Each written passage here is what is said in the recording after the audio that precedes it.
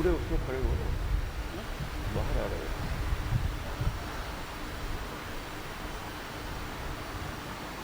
धन्यवाद।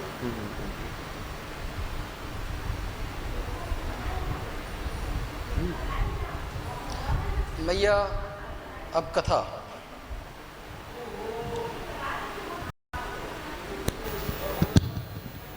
श्री राधे। ओम नमः शिवाय। हर हर महादेव। फेसबुक और यूट्यूब के माध्यम से श्रावण मास के इस पवित्र माह पे श्री वृंदावन धाम से उड़िया बाबा आश्रम दावा नलकुंड से किसी भी प्रकार से जुड़े हुए सभी यजमानों का स्वागत है, सभी श्रोताओं का स्वागत है। सुबह के क्रम में रुद्राभिषेक के आप सबने दर्शन किए, आनंद लिया और अब शिव महापुराण की कथा। भोलेनाथ बहुत भोले हैं, ये सबको पता है। भोले भाले हैं इसीलिए तो भोलेनाथ है। और वो इतने भोले हैं, इतनी कृपा कर रहे हैं कि अपने बारे में, उनके बारे में जानने का सौभाग्य हमें श्री उड़िया बाबा आश्रम से आचार्य कुलदीप कृष्ण जी अपने श्रीमुख से अपनी अमृतमय वाणी से सबको श्रवण करा रहे हैं। कल मैंने एक चर्चा की थी महाराज जी के उद्बोधन के बाद, और वो मुझे बहुत अच्छी लगती है और मैं उसे कई बार उद्धृत करूँगा, कई बार उसका जिक्र करूँगा। और ज़रूर चाहूँगा कि मेरी आवाज़ सुन के अगर कोई महाराज जी के आदेश से बोल रहा हूँ, अगर कोई एक भी भक्त तैयार हुआ तो ये हमारी सफलता होगी। अभी नए शिवालयों का या नए मंदिरों के निर्माण की आवश्यकता नहीं है। जो मंदिर हैं, जो बने हुए हैं, दूर किसी गांव में हैं या जंगल में हैं, जहां भोलेनाथ के मंदिर में सूर्यास्त के बाद में अंधेरा हो जाता है, वहां अंधेरा ना हो ये सुनिश्चित करें। अपनी क्षमता से जितना कर सके, जितने मंदिरों के लिए कर सके, दिए की व्यवस्था करें, तेल की व्यवस्था करें, दिए जलाएं, भोलेनाथ के मंदिर में अंधेरा ना हो। उसका फल क्या होता है वो तो महाराज श्री ने कल बताया था कि एक जीव जो बिल्कुल अपने कर्म से, अपने पथ से, अपने धर्म से भ्रष्ट हो चुका है, अज्ञानतावश ही भोलेनाथ के मंदिर में उजाला करता है और राजकुमार बनता है। और उसे बुद्धि रहती है, उसे स्मरण रहता है कि वो क्या था, उसने क्या किया, उसका परिणाम क्या हुआ। और उसका फल ये होता है कि वो राजकुमार राजा बनने के बाद में घोषणा करता है कि उसके राज्य का हर शिवालय जगमगाता रहेगा। उसने शिवालय को उजाले से भर दिया, उसका फल उसको मिला कि वो कुबेर बना। हम सभी को धन की इच्छा है, शिव कृपा की लालसा है, इच्छा है, तो हम भोलेनाथ के लिए अगर इतना भी कर दें तो वो तो प्रसन्न होने के लिए बैठे ही हैं। उनको तो कोई ना कोई बहाना चाहिए। आप गरम तवे को अज्ञानता से छुओ या जान के छुओ, वो अपना स्वभाव नहीं बदलेगा, वो जला ही देगा। करंट धोखे से छू जाए या जानबूझ के छुए, फल वो वह अपने स्वभाव के अनुरूप देगा। तो भोलेनाथ को कैसे भी स्मरण करो, कैसे भी याद करो, भोलेनाथ तो उस स्मरण को अपनी भक्ति ही मानते हैं और सब जीवों के ऊपर कृपा करते हैं। मैं श्रद्धेय आचार्य जी से निवेदन करूंगा कि ऐसे शिव की कल्याणकारी कथा सभी को श्रवण कराकर उनका जीवन धन्य करें। श्रद्धेय आचार्य कुलदीप कृष्ण जी। हर हर महादेव।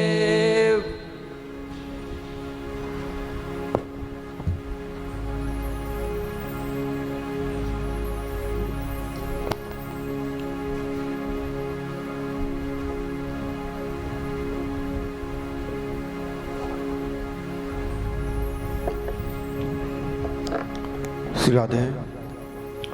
बोले वृंदावन बिहारी लाल की जय। जय हो।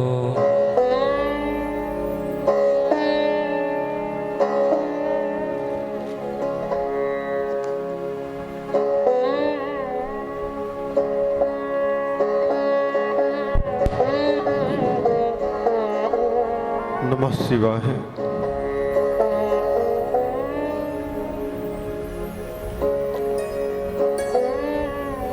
श्री गणेशाय नमः। श्री गुरुचरण कमलेभ्यो नमः।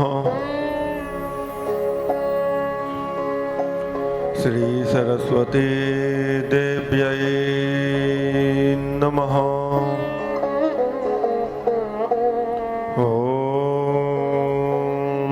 लंबोदरं परमसुन्दरमेकदन्तं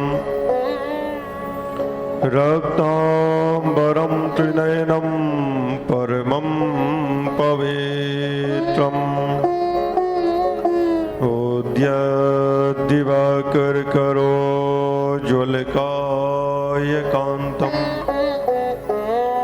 विघ्नेश्वरं सकल विघ्नहरं नमामि।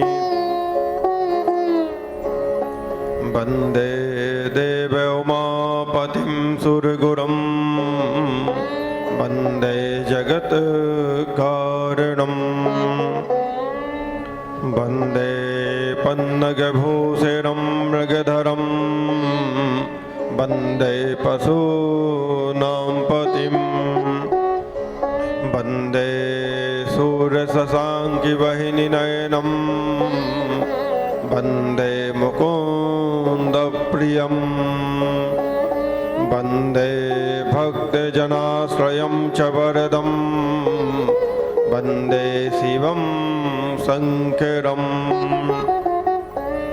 कांति श्रुतामृतनन्दितशारदेन्दुर् यत्रैकतो विलसितामसिताङ्गशोभां वृन्दावने विकृतया मुनिगाङ्गसङ्गम् राधा मुकुंद युगलं तदहं नमामि।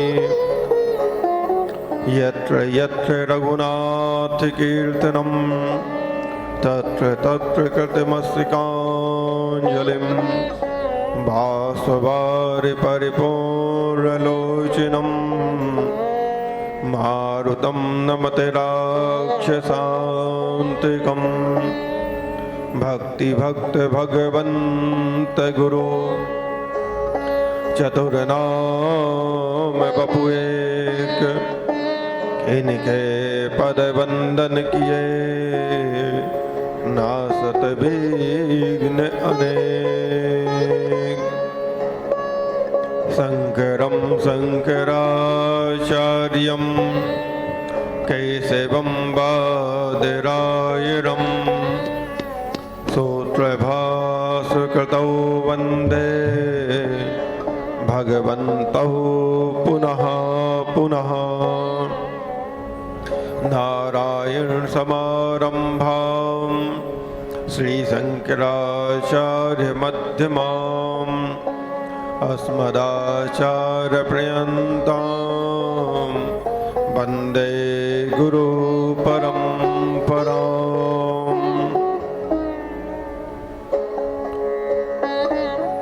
भूत भावन भगवान महाकालेश्वर, भगवान गोपेश्वर, बाबा विश्वनाथ, शिव महापुराण की कथा के पूर्व हम सभी मिलकर भगवान नाम का आश्रय लेंगे, जिससे मन और वाणी पवित्र हो जाए। कथा से पूर्व मन और वाणी को पवित्र करना चाहिए। आइए भगवान का जो कीर्तन है सभी लोग मिलकर एक साथ एक स्वर में ओम शिवाय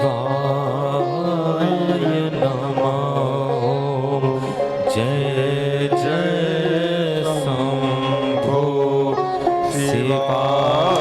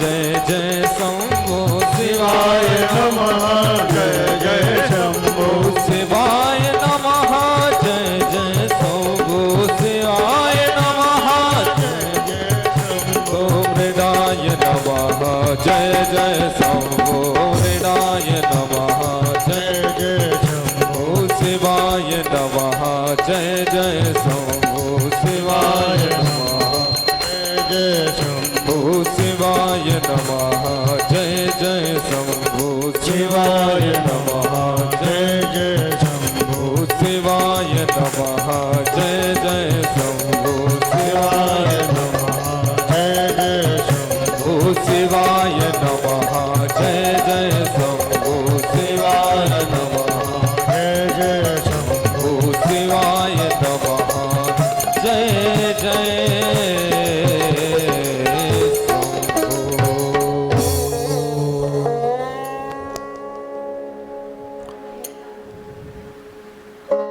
परम मंगलमय भक्त वत्सल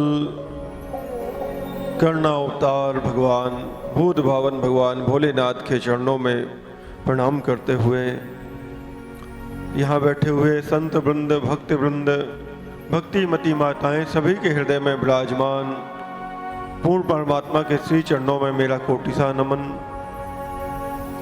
पूज्य उड़िया बाबा जी के चरणों में प्रणाम करते हुए सदगुरुदेव भगवान ज्योति शिवम द्वारका पीठाधीश्वर जगत गुरु शंकराचार्य भगवान के चरणों में बारंबार प्रणाम करते हुए भगवान भूत भावन भगवान भोलेनाथ की कथा में प्रवेश करते हैं। कल आप सबने कथा के अंतर्गत शिव पुराण के अंतर्गत कथा का श्रवण किया कि हिमालय और मैना देवी के यहाँ पे सती का पुनः जन्म हुआ और इनका नाम पार्वती पड़ा और एक नाम उमा। और इन्होंने भगवान शिव को पति रूप में पाने के लिए घोर तपस्या की। गंगोत्री के पास में अपना आसन लगा के माँ उमा ने, माँ पार्वती ने, शिवा ने, इनका एक नाम शिवा भी है, जो शिव की पत्नी शिवा, इन्होंने घोर तपस्या की।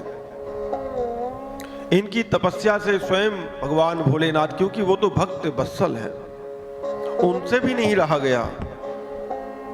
भगवान भोलेनाथ ने सोचा कि कैसे पता लगाया जाए कि मुझे पति रूप में पाने के लिए इतनी घोर तपस्या कर रही हैं। तो ब्रह्मा जी कहते हैं, बेटा नारद, क्योंकि ये सारी कथा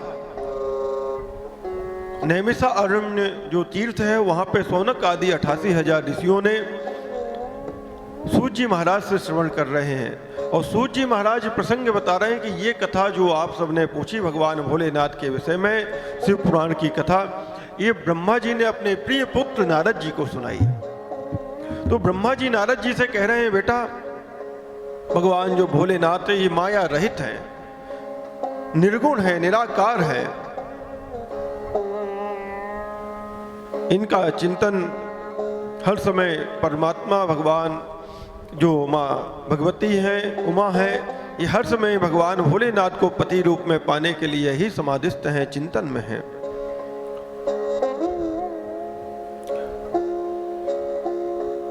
ब्रह्मा जी ने कहा, तात उन दिनों पार्वती देवी बड़ी भारी तपस्या कर रही थी। उस तपस्या से रुद्रदेव भगवान भोलेनाथ बड़े विस्मय में पड़ गए, आश्चर्यचकित हुए, सोचने लगे कैसे पता लगाया जाए। तो इन्होंने, भगवान भोलेनाथ ने वशिष्ठ आदि सप्त ऋषियों को बुलवाया और सप्त ऋषियों से कहा है भगवान भोलेनाथ ने कि आप जाओ जहां पे मां पार्वती तपस्या रत है, आप इनकी परीक्षा लो। और भगवान के कहने पे, भोलेनाथ के कहने पे सप्त ऋषि आए हैं, भगवान भोलेनाथ को प्रणाम किया और सप्त ऋषियों से भगवान भोलेनाथ ने कहा कि उन्हें ज्ञान कराओ कि मैं कौन हूं, उनको मेरे विषय में बताओ। और सप्त ऋषि जाते हैं भगवान भोलेनाथ की आज्ञा पाकर। सारे ऋषि तुरंत उस स्थान पर जा पहुंचे जहां दीप्तिमती जगन माता पार्वती विराजमान थी। मूर्तिमती दूसरी सिद्धि के समान देखा, उनका तेज महान था। माँ पार्वती का जब से सप्त ऋषियों ने देखा है माँ पार्वती के तेज को, बड़ा तेज था माँ पार्वती के मुखमंडल में। मन ही मन प्रणाम किया है सप्त ऋषियों ने, उनके द्वारा विशेषता पूजित हो वे मस्तक झुकाए इस प्रकार बोले। ऋषियों ने कहा, हे देवी गिरिराज नंदिनी, हमारी यह बात सुनो। हम जानना चाहते हैं कि तुम किस लिए यहाँ पे तपस्या कर रही हो, किस देवता के लिए, तुम किसको पाना चाहती हो, ऐसा कौन सा फल पाना चाहती हो जहाँ पे अपना हिमालय महाराज की कन्या हो, अपना घर बार छोड़कर, अपना राजमहल छोड़कर, आभूषण त्याग कर तुम एक यहाँ पे बैठकर तपस्वी की तरह यहाँ पे इतनी घोर साधना कर रही हो, किस लिए? सप्त ऋषियों ने माँ पार्वती से ऐसा प्रश्न किया। सच बताओ। राजकुमारी देवी शिवा ने उनके सामने अत्यंत गोपनीय होने पर भी सच्ची बात कही। पार्वती जी बोली, हे मुनीश्वरों, आप लोग प्रसन्नता पूर्वक हृदय से मेरी बात सुने। मैंने अपनी बुद्धि से जिसका चिंतन किया है, अपना वो विचार आप सबके सामने रखती हूँ। आप लोग मेरी असंभव बातें सुनकर मेरा उपहास करेंगे, आपको मेरी बातें हंसी लगेंगी, परंतु मैं आपको अत्यंत दृढ़ता पूर्वक एक उत्कृष्ट कर्म के अनुष्ठान में लगी हूं और ऐसा करने के लिए विवश इसलिए हूं क्योंकि मैं भगवान भोलेनाथ को, भगवान शंभु को मैं पति रूप में पाना चाहती हूं। बरऊं शंभु ना तो रहूं कुमारी। मैं इस जन्म में भगवान, क्योंकि आपको पता ही है कि मैं पूर्व जन्म में सती थी, अपने पिता दक्ष के कारण मेरे स्वामी का अपमान हुआ, जिसके कारण मैंने अपना शरीर भस्म कर दिया। परंतु इस जन्म में मैं पुनः भगवान शिव के साथ में विवाह करना चाहती हूँ, इसलिए मैं ये घोर तपस्या कर रही हूँ। और मेरा जो मनोरथ है वो अत्यंत, मुझे पता है कि मेरा मनोरथ ये अत्यंत कठोर है, क्योंकि भगवान भोलेनाथ ने तो मुझे त्याग दिया। जब मैं उनकी सेवा में थी तो उन्होंने काम को भी भस्म कर दिया और वहां से अंतर ध्यान हो गए। वो मुझसे विवाह नहीं करना चाहते, मुझे पता है, परंतु मेरा भी एक दृढ़ है, मैंने भी एक संकल्प ले रखा है, अगर मैं इस समय जन्म में विवाह करूंगी तो भगवान भोलेनाथ से ही करूंगी, ना तो अन्यथा मैं कुंवारी ही मर जाऊंगी, विवाह नहीं करूंगी। सप्त ऋषियों ने बहुत समझाया, अरे देवी तुम भगवान हरि से विवाह कर लो, भगवान विष्णु से विवाह कर लो, भोलेनाथ के पास तो कुछ भी नहीं है, वो तो निर्गुण निराकार है, भस्म लगाते हैं, चर्म की छाल पहनते हैं, ऊपर हाथी की छाल ओढ़ते हैं, अपने पास कोई आभूषण भी नहीं, सर्पों का आभूषण धारण करती हो, तुम तो गिरिराज कुमारी हो, राजनंदिनी हो, उनका ना कोई कुल है, आप ऐसी जगह इस ऐसे पुरुष से विवाह करेंगी। और एक बात और बताऊं, सप्त ऋषियों ने कहा मां पार्वती से, मां उमा से, कि तुमको ये जो सारी बातें नारद जी ने बताई है ना, नारद तो एक नंबर का धूर्त है, वो तो कुछ भी बोलता रहता है, तुम उसकी बातों में आ गई और तुमने अपना सब कुछ त्याग दिया। तुम्हें पता होना चाहिए कि दक्ष के 10,000 पुत्रों को बाबा बना दिया था नारद जी ने, फिर पुनः 1,000 पुत्रों को बाबा बना दिया था। वो तो सबको ही जंगल में भेज देते हैं, और तुम्हें भी हिमालय महाराज की कन्या होने के बाद आज तुम यहाँ पे जंगल में बैठी हो नारद के वचनों पे। अरे नारद के वचनों पे तुम क्यों विश्वास करती हो? तुम्हें पता है ना कि प्रहलाद जी को भी तपस्या करने भेज दिया था, ध्रुव जी को भी तपस्या करने जंगल में भेज दिया था नारद जी ने। तो नारद तो सबको जंगल में भेज देते हैं, तुमको भी अपनी माता से विहीन करके यहाँ जंगल में भेज दिया। तुम जाओ, तुम क्यों शंभू के चक्कर में पड़ी हो?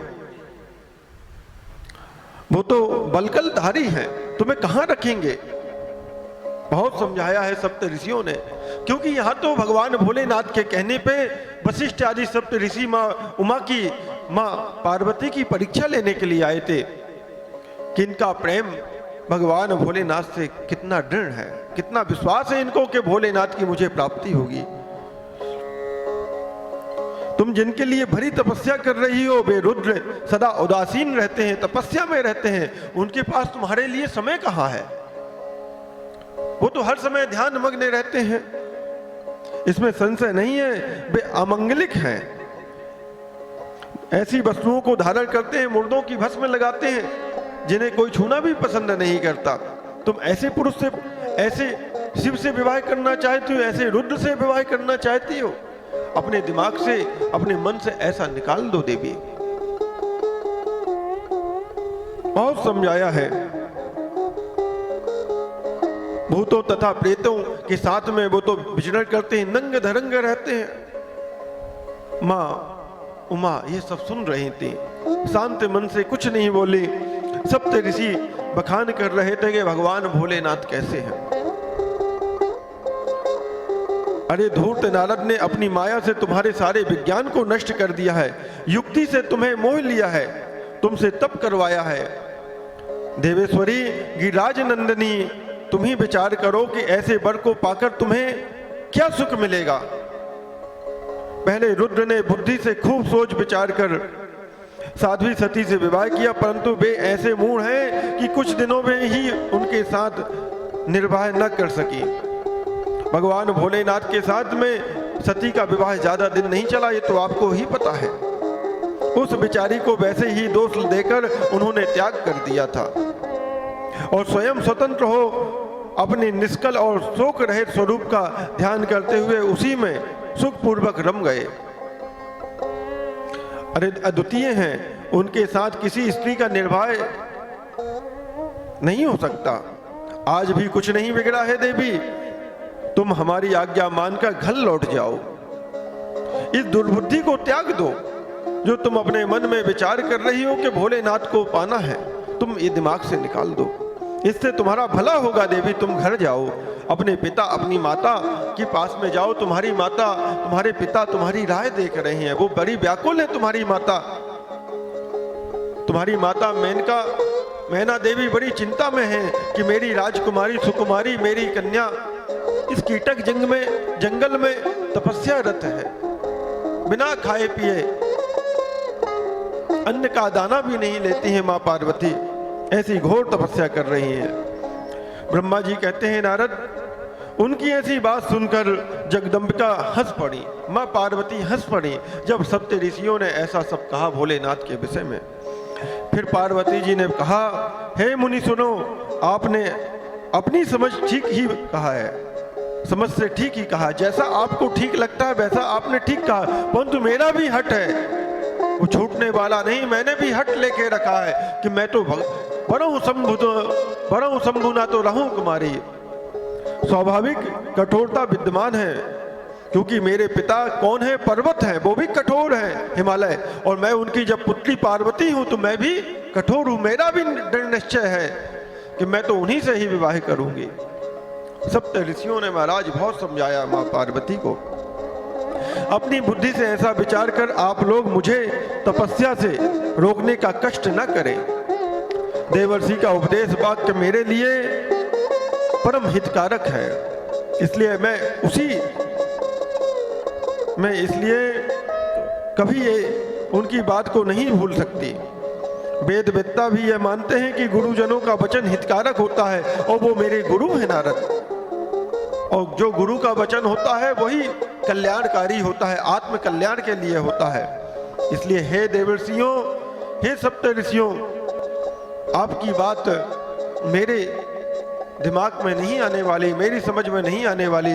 मेरी बात मैं तो जो मेरे गुरुदेव नारद जी ने मुझे बताया मैं तो वही करूंगी, क्योंकि वही मेरे कल्याण के लिए है। गुरुओं का वचन सत्य होता है। यह विचार जिनके हृदय में नहीं है उन्हें यह लोक और परलोक में भी दुख भोगना पड़ता है। इसलिए अपने गुरुओं का जो वाक्य है उसे ही मानना चाहिए। कोई कितना भी हमें भटकाए, कोई हमें कितना भी विचलित करे, परंतु गुरुओं की आज्ञा का ही पालन करना चाहिए। मेरा घर भर बसे या उजड़े, मुझे तो यह हट ही सदा सुख देने वाला है। पार्वती जी ने ऐसा कहा। मुनि बनो, आपने जो बातें कही है ना, मैं उनका आपके कहे हुए तात्पर्य भिन्न अर्थ समझती हूँ और उनका यहाँ संक्षेप से विवेचन प्रस्तुत करती हूँ। आपने यह ठीक ही कहा कि भगवान विष्णु सद्गुणों में युक्त है, मैं भगवान विष्णु से विवाह कर लूं और भोलेनाथ को छोड़ दूं। ठीक है, आपकी बात भी सही है। भगवान विष्णु सद्गुणों के धाम है तथा लीला बिहारी हैं। साथ ही आपने सदा शिव को निर्गुण कहा है। इसमें जो कारण है वह बताया जाता है। भगवान शिव साक्षात परब्रह्म है, अतएव निर्विकार है। वे केवल भक्तों के लिए शरीर धारण करते हैं, फिर भी लौकिकी प्रभुता को दिखाना नहीं चाहते। अतः परमहंसों की जो प्रिय गति है उसी को वे धारण करते हैं। क्योंकि वे भगवान शंभु परमानंदमय है, इसलिए अवधूत रूप से रहते हैं। माया लिप्त हैं, जीवों का कल्याण करने वाले हैं। माया लिप्त जीवों की ही भूषण आदि की रुचि होती है, ब्रह्म को नहीं। जो संसारिक जीव होते हैं उनको ही ये आभूषण प्रिय होते हैं, परंतु जो माया से लिप्त हैं उनको ये आभूषण पसंद नहीं है। भगवान भोलेनाथ भी ऐसे हैं, उनको इस संसार के आभूषण तनिक भी शोभा नहीं देते। मैं गुरु जी की कृपा से ही शिव को यथार्थ रूप से जानती हूँ। ब्रह्मर्षियों, यदि शिव मेरे साथ विवाह नहीं करेंगी तो मैं सदा कुमारी ही रहूंगी, परंतु दूसरे के साथ विवाह करने वाली नहीं हूँ। यह मैं सत्य सत्य कहती हूँ। माँ पार्वती जी ने कहा है सप्त ऋषियों से, यदि सूर्य पश्चिम दिशा में उगने लगे, मेरू पर्वत अपने स्थान से विचलित हो जाए, कमल पर्वत शिखाओं में उगने लगे, खिल जाए, तब भी मेरा हट छूटने वाला नहीं है। ऐसा कहा है माँ पार्वती ने। ब्रह्मा जी कहते हैं, प्रिय पुत्र नारद, ऐसा कहते हुए उन मुनियों को प्रणाम करके गिरिजा कुमारी ने प्रणाम करते हुए निर्विकार चित्त से शिव का स्मरण करती हुई चुप हो गई। इस प्रकार गिरिजा के उस उत्तम निश्चय को जानकर वे सप्तऋषि जय जयकार करने लगे और पार्वती जी को उत्तम आशीर्वाद देकर गिरिजा देवी की परीक्षा करने वाले सप्तऋषि उनको प्रणाम करके प्रसन्नचित होकर वहां से चले गए और वहां से पहुंच गए कहाँ? बोले शिवलोक को, जहाँ पे भगवान भोलेनाथ तपस्या में बैठे हुए थे। सारा वृतांत भगवान भोलेनाथ को बताया है सप्त ऋषियों ने। भगवान भोलेनाथ मन ही मन मुस्कुराने लगे और भगवान भोलेनाथ बड़े प्रसन्न हुए कि वाह, इनका मन तो मुझ में ही रमा हुआ है, मुझे ही पति रूप में पाना चाहती हैं। ब्रह्मा जी कहते हैं, नारद, उन सप्त ऋषियों के अपने लोक में चले जाने पर सुंदर लीला करने वाले साक्षात भगवान शंकर ने स्वयं सोचा भगवान भोलेनाथ ने कि अब मैं खुद जाऊं इनके पास एक बार इनकी परीक्षा लेने के लिए। अभी तो सप्त ऋषियों को भगवान भोलेनाथ ने भेजा था, अब स्वयं विचार करने लगे कि एक बार मैं खुद जाता हूं माँ पार्वती के पास। और भगवान भोलेनाथ ब्राह्मण,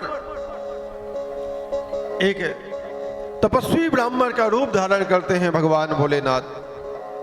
और जहाँ पे गिरिजा कुमारी माँ उमा, माँ पार्वती तपस्या रखती, वहाँ पे पहुँच जाते हैं भगवान भोलेनाथ। भोलेनाथ पहुँचे हैं, जटा झूठ भगवान भोलेनाथ तपस्वी का भेष बनाए हुए, ब्राह्मण का भेष बलकल धारण किए हुए शंभु भगवान भोलेनाथ उसी वन में पहुँच गए।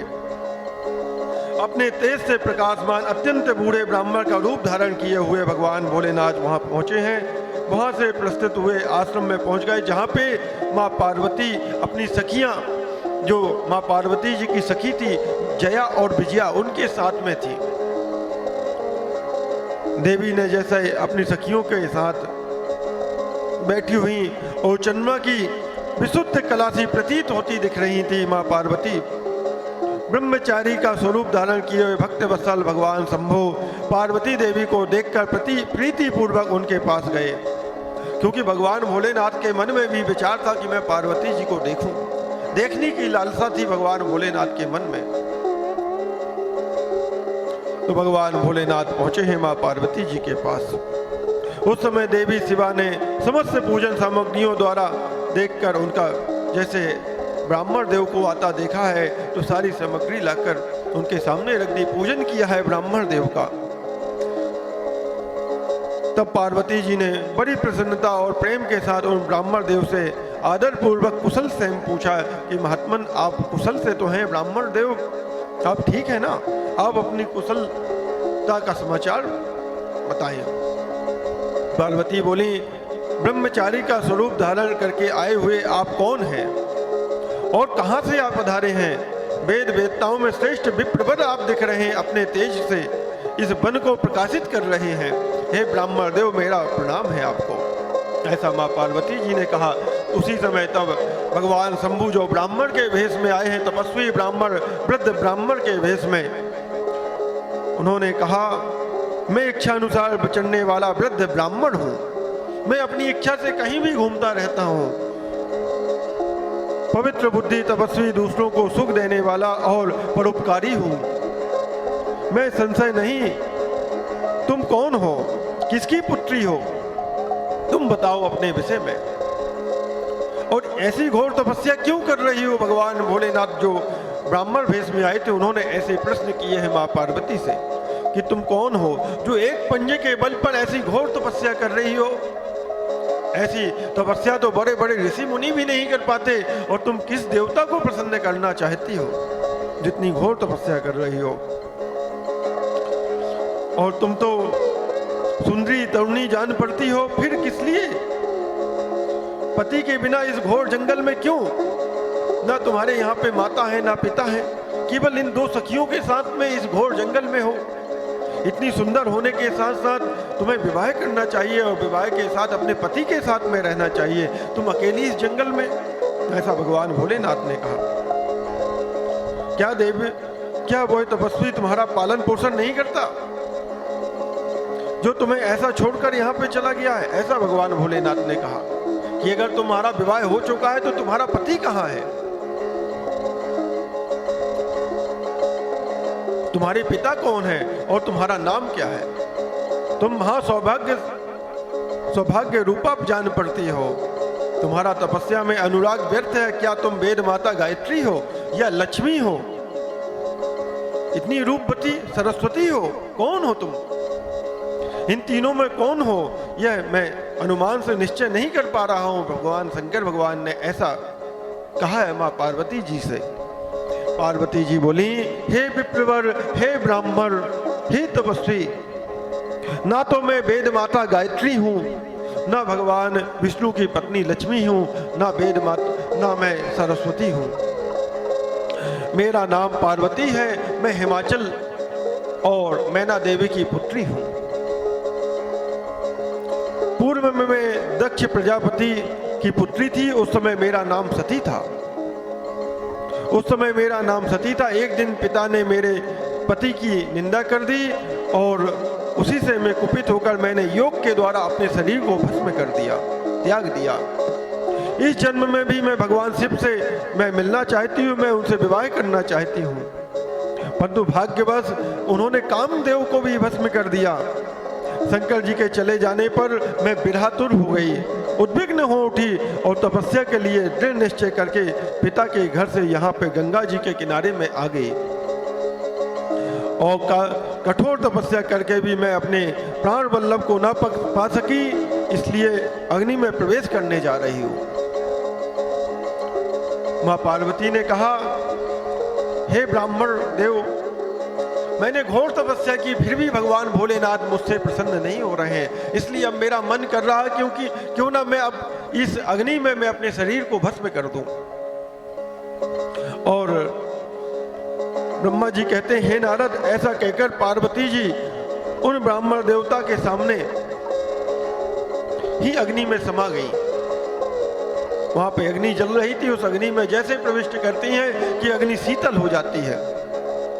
यद्यपि ब्राह्मण देव सामने उन्हें बारंबार ऐसा करने के लिए मना कर रहे थे, परंतु जैसे पार्वती जी उस अग्नि में प्रवेश करती हैं, अग्नि शीतल हो जाती है।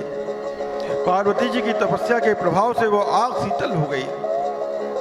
जब पार्वती जी आकाश में ऊपर की ओर उठने लगी, तब ब्राह्मण रूपधारी शिव ने सहसा हंसते हुए उनसे पूछा, अहो भद्रे, तुम्हारा तप क्या है ये कुछ भी मेरी समझ में नहीं आ रहा, क्योंकि तुम्हारी लगता घोर तपस्या तुमने की है। अग्नि भी तुम्हारी तपस्या से प्रसन्न होकर शांत हो गई।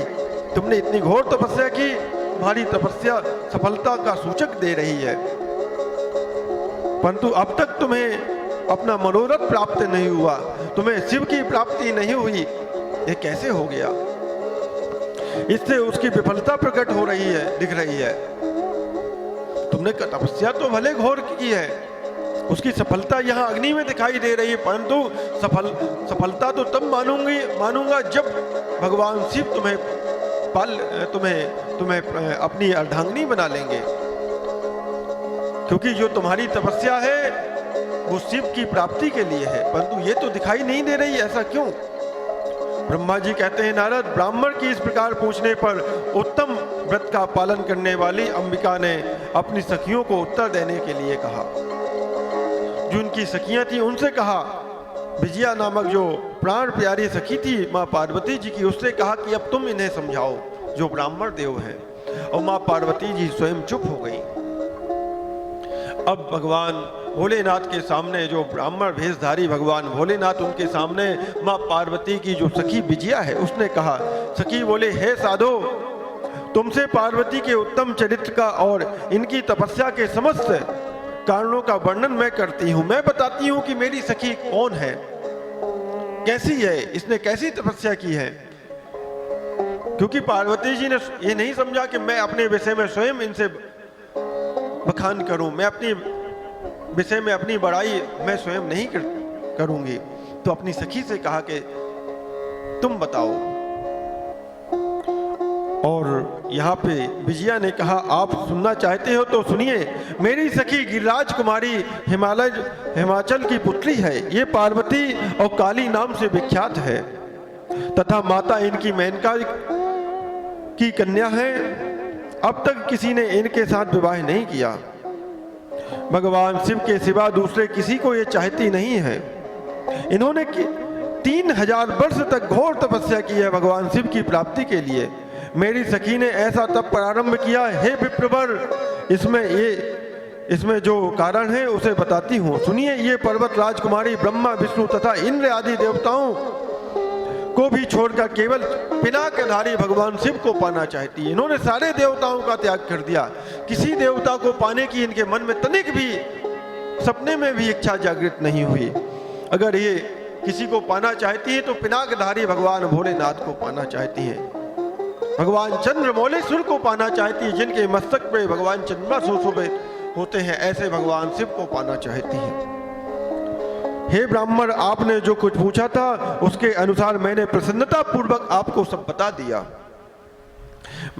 अपनी सखी का मनोरथ बता दिया। अब आप क्या सुनना चाहते हैं? ब्रह्मा जी ने कहा, नारद जी, विजया का यह यथार्थ वचन सुनकर जटाधारी तपस्वी भगवान भोलेनाथ हंसते हुए बोले, सखी ने यह जो कुछ कहा है उसमें तो मुझे परिहास ही दिख रहा है। यदि यह सब ठीक होता तो पार्वती देवी अपने मुंह से स्वयं कहती ये बातें, परंतु उनकी सखी क्यों बता रही है?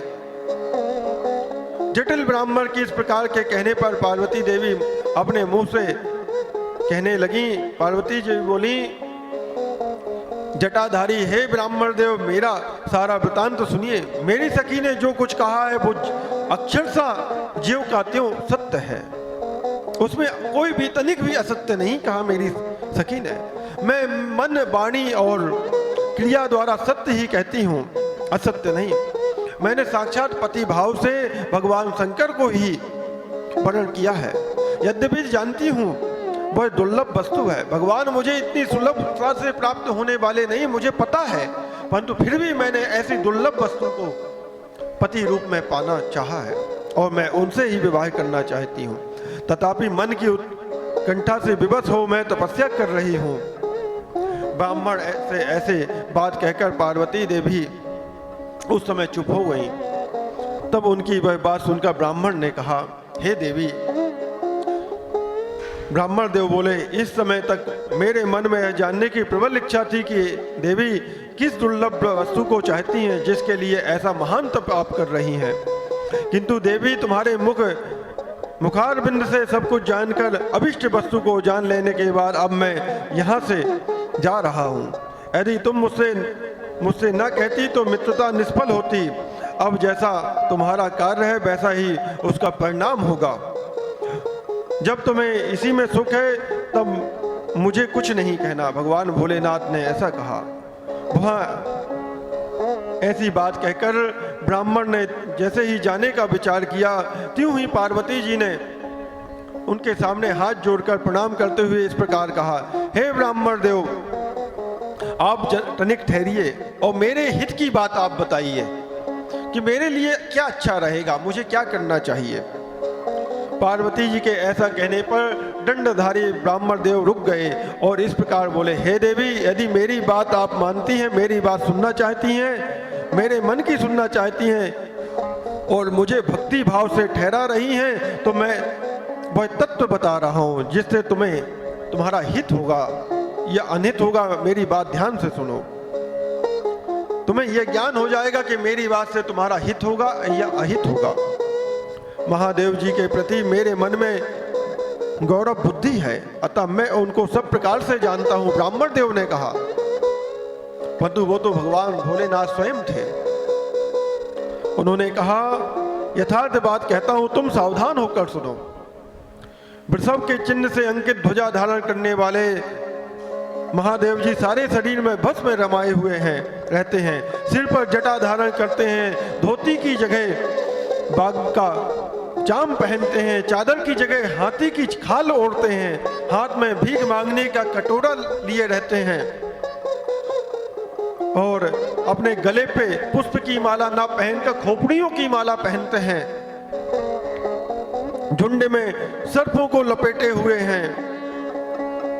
वे विष खाकर ही पुष्ट होते हैं। अभक्ष्य भक्षी हैं, उनके नेत्र बड़े भद्दे हैं और देखने में डरावने लगते हैं। उनका जन्म कब हुआ, कहाँ हुआ, किसके यहाँ हुआ, यह आज तक किसी को नहीं पता। देखिए, भगवान स्वयं भोलेनाथ अपने विषय में माँ पार्वती को कह रहे हैं। घर गृहस्थी के भोग से वे सदा दूर ही भागते रहते हैं, नंग धरंग घूमते रहते हैं और भूत प्रेतों के साथ में रहते हैं। उनके एक दो नहीं 10 भुजाएं हैं। देवी, मैं समझ नहीं पाता कि किस कारण से तुम्हें वो पति रूप में चाहिए। तुम उन्हें क्यों पति बनाना चाहती हो? तुम्हारा ज्ञान कहाँ चला गया? तुम अपने थोड़ा ज्ञान चक्षु से भी तो देखो।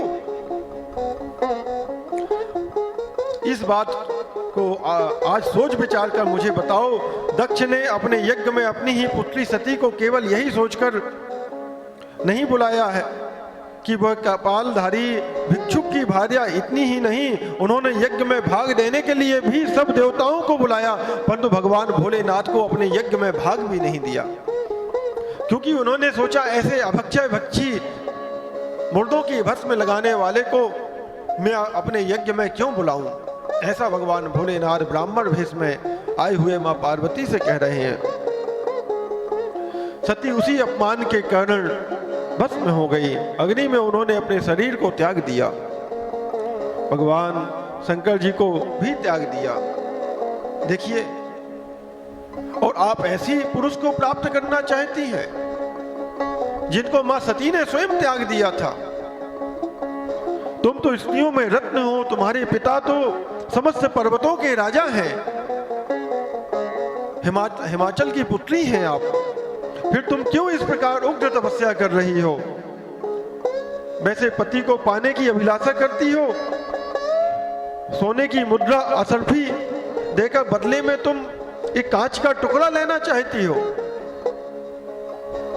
उज्जवल चंदन छोड़कर अपने अंगों में कीचड़ लपेटना चाहती हो? ऐसा पार्वती जी को समझा रहे हैं भगवान भोलेनाथ ब्राह्मण वेश में। सूर्य के तेज का परित्याग करके जुगनू की चमक पाना चाहती हो? महीन वस्त्र त्याग कर अपने शरीर पे चमड़े के वस्त्रों से ढकना चाहती हो? घर में रहना छोड़कर वनों में धुनी रमाकर रहना चाहती हो? ऐसे भोलेनाथ के लिए इंद्र आदि लोकपालों का त्याग करके शिव के प्रति अनुरक्त हो तो अवश्य ही रत्नों के उत्तम भंडार को त्याग करके लोहे के वस्तुओं की इच्छा करती हो। इस लोक में इस बात को अच्छा नहीं कहेगा कोई भी। शिव के साथ तुम्हारा संबंध मुझे इस समय परस्पर विरुद्ध दिखाई देता है।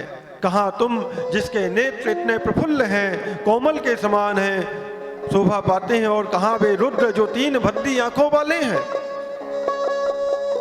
तुम कहाँ चंद्रमुखी और कहाँ वो पंचमुखी। तुम्हारा शरीर कितना सुंदर है और वो कैसे हैं, परंतु जिनके मस्तक पर जटाजूट है। तुम्हारे अंगों में चंदन का अंगराज लगा हुआ है और शिव जी के शरीर में चिता भस्म है। कहाँ तुम्हारी सुंदर मृदुल साड़ी और कहाँ शंकर जी के शिव जी के शरीर में चिता भस्म है। कहाँ हाथी की और मृग की छाल। कहाँ तुम्हारे अंगों में दिव्य आभूषण, कहाँ शंकर के सर्वांग में लिपटे हुए सांप। कहाँ तुम्हारी सेवा के लिए उद्यत रहने वाले संपूर्ण देवी देवता, वो कहाँ उनकी सेवा में रहने वाले भूत प्रेत। तुम ये हट अपने दिमाग से निकाल दो। देखिए कितना समझाया माँ पार्वती जी को। कहाँ उनके भेड़ियों के समूह की गड़गड़ाहट और कहाँ अशुभ श्रृंगी नाद, कहाँ ढक्का का शब्द और कहाँ अशुभ गलनाद। तुम्हारा यह उत्तम रूप शिव के योग्य कदापि नहीं है देवी। यदि उनके पास धन होता तो वे दिगंबर नंगे नहीं घूमते।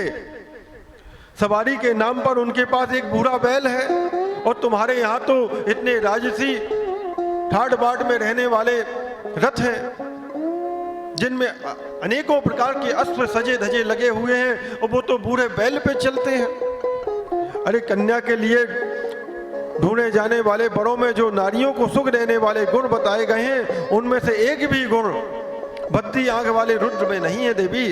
तुम्हारे परम प्रिय काम को भी उन हर देवता ने दग्ध कर दिया, और तुम्हारे प्रति उनका अनादर तो तभी देख लिया गया जब तुम्हें छोड़कर अन्यत्र चले गए। उनकी कोई जाति नहीं देखी जाती, उनमें विद्या तथा ज्ञान का भी पता नहीं चलता। पिशाच ही उनके सहायक हैं और विष तो उनके कंठ में दिखाई देता है। वे सदा अकेले रहने वाले विशेष रूप से विरक्त हैं।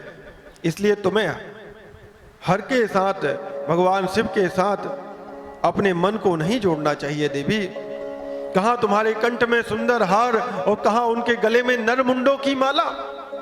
देवी तुम्हारे और हर के रूप आदि सब एक दूसरे से विरुद्ध हैं, अलग अलग हैं, भिन्न हैं। अतः मुझे तो यह संबंध नहीं रुचता, अतः मुझे तो यह बात ठीक नहीं लग रही। फिर तुम्हारी जैसी इच्छा वैसा करो। संसार में जो कुछ भी असद वस्तु है वो सब तुम स्वयं चाहने लगी हो, अतः मैं कहता हूँ कि तुम उस असत की ओर से अपने मन को हटा दो देवी।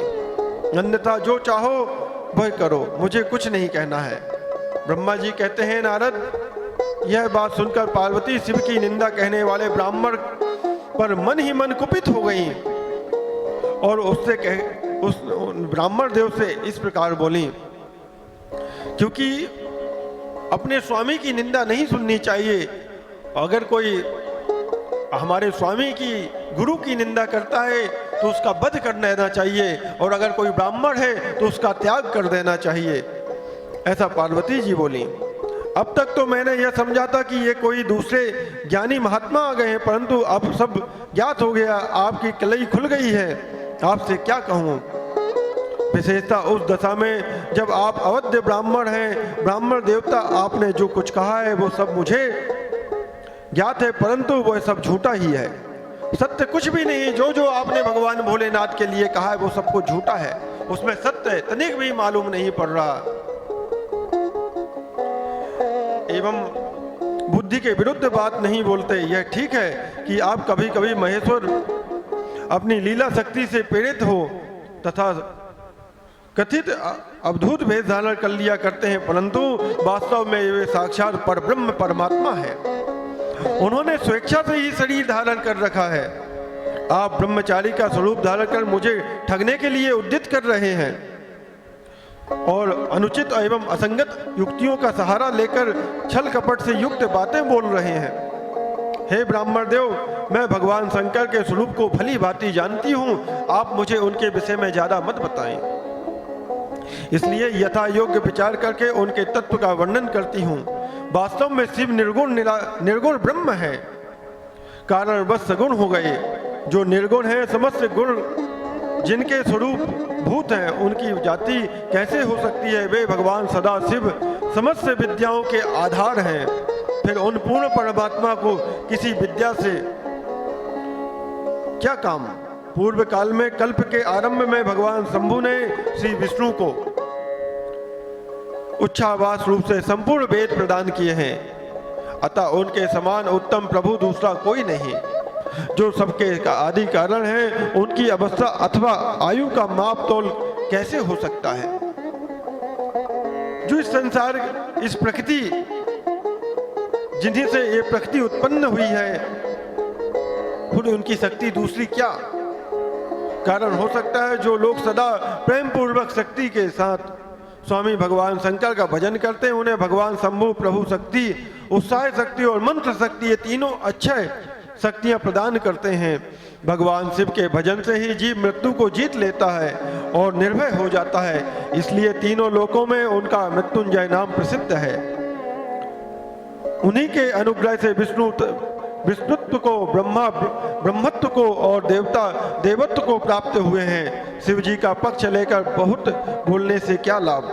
वे भगवान स्वयं ही महाप्रभु हैं। कल्याण रूपी शिव की सेवा से यहाँ कौन सा मनोरथ सिद्ध नहीं हो सकता। इसलिए आप मुझे मत बताएं कि वो भगवान भोलेनाथ निर्गुण निराकार है। मैं उन्हें जानती हूँ, वो कैसे निर्गुण निराकार हैं। यदि शंकर की सेवा ना करें, जो मनुष्य यह शरीर पाकर शंकर भगवान की सेवा नहीं करता, वो मनुष्य 7 जन्मों तक दरिद्र होता है। ऐसा माँ पार्वती जी ने कहा। जिनके यहाँ पर आकर सारी सिद्धियां नतमस्तक हो जाती हैं, ऐसे भगवान शिव हैं।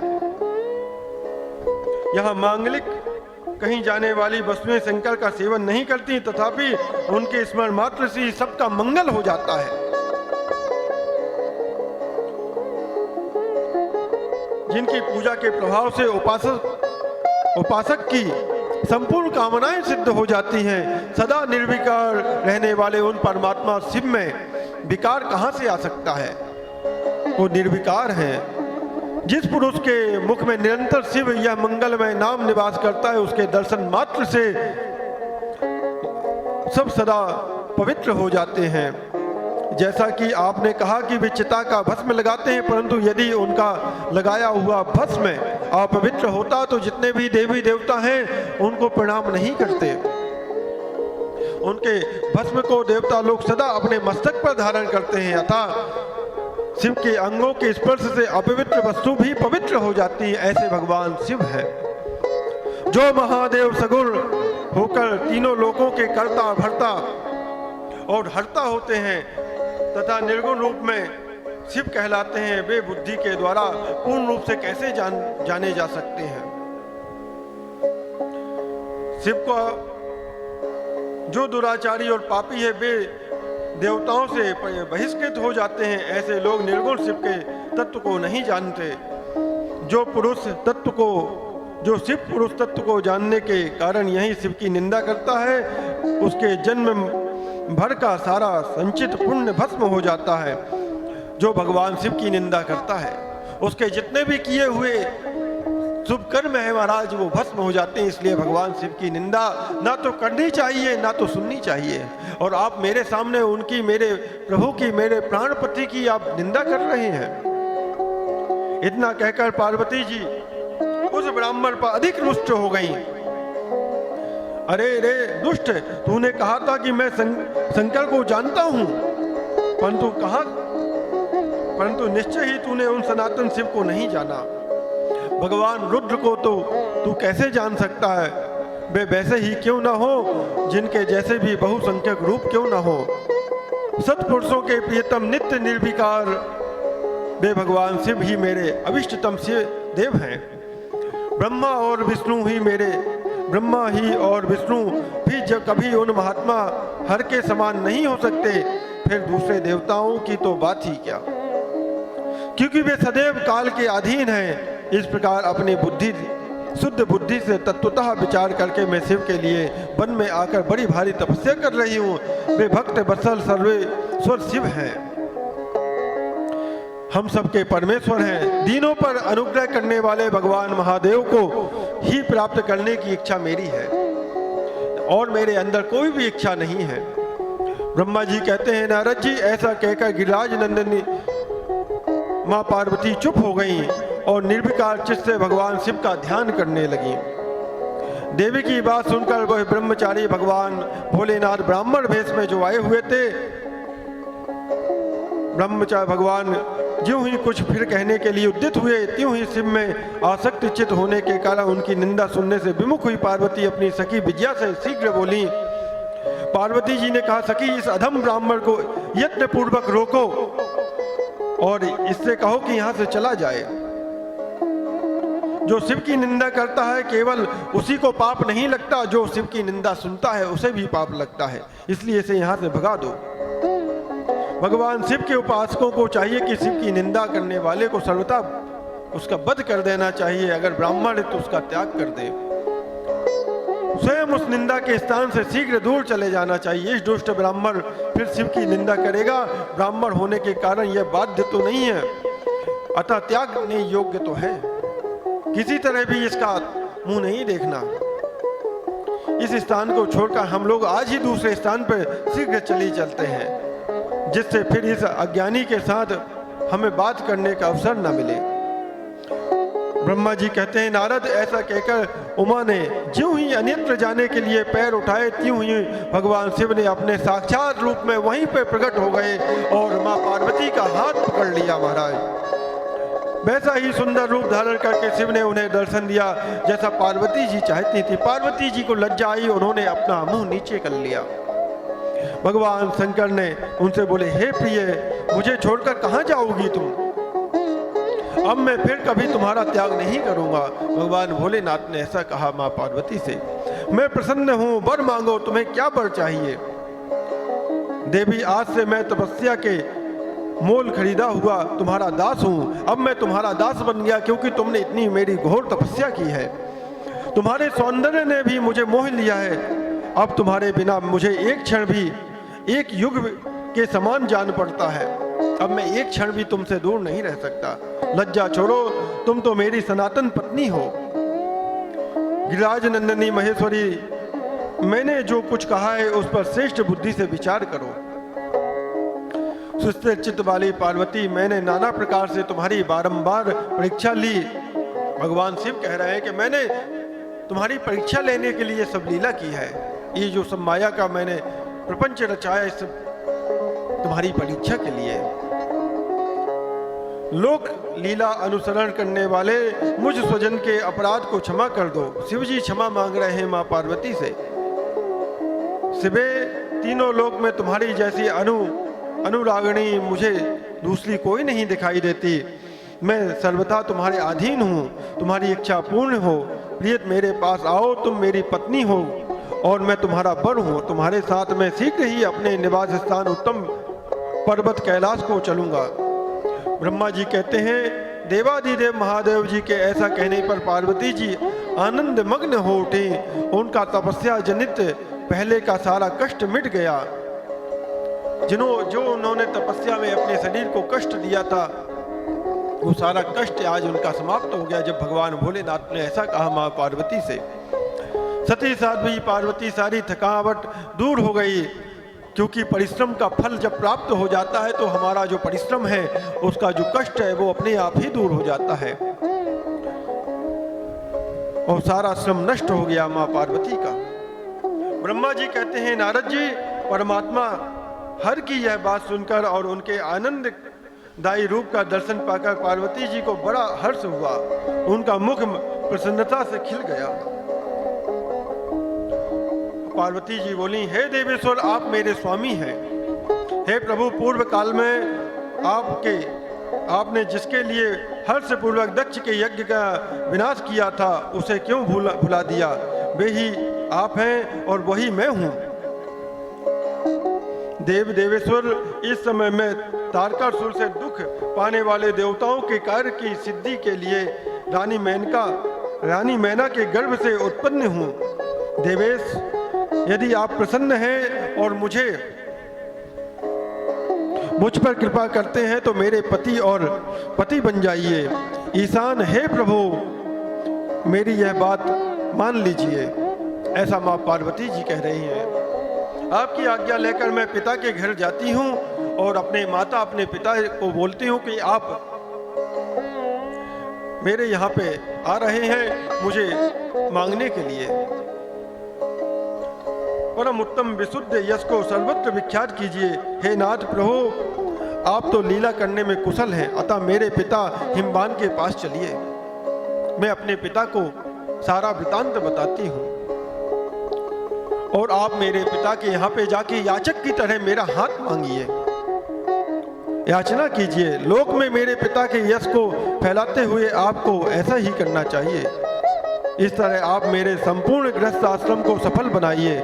जब आप प्रसन्नता पूर्वक ऋषियों से मेरे पिता को सब बातों की जानकारी कराएंगे, तब मेरे पिता अपने भाई बंधुओं के साथ आपकी आज्ञा का पालन करते हुए वे निस्संदेह ही पहले दक्ष प्रजापति की कन्या थी और मेरे पिता ने आपके हाथ में मेरा हाथ दिया। उस समय आपने शास्त्रोक्त विधि से विवाह कार्य पूरा नहीं किया था। उस समय ग्रहों का पूजन नहीं हुआ था। जब मेरे पिता दक्ष ने आपके हाथ में मेरा हाथ दिया था, इसलिए उस विवाह में त्रुटि होने के कारण, गृह पूजन न होने के कारण, इसलिए हे प्रभु महादेव, अब की बार ऐसा नहीं होना चाहिए। क्योंकि जो हमारा पहले विवाह हुआ था उसमें ग्रहों की त्रुटि हो जाने के कारण वो विवाह सफल नहीं हुआ। इसलिए मैं चाहती हूँ कि दोबारा ऐसी गलती ना हो। इस विवाह में संपूर्ण विधियों का ध्यान रखना चाहिए। इसलिए आप मेरे पिता के पास में आए और विधि पूर्वक मेरा हाथ मांगे और मेरे पिता विधि पूर्वक आपके साथ में पारिग्रहण कराएं। ऐसा माँ पार्वती ने कहा।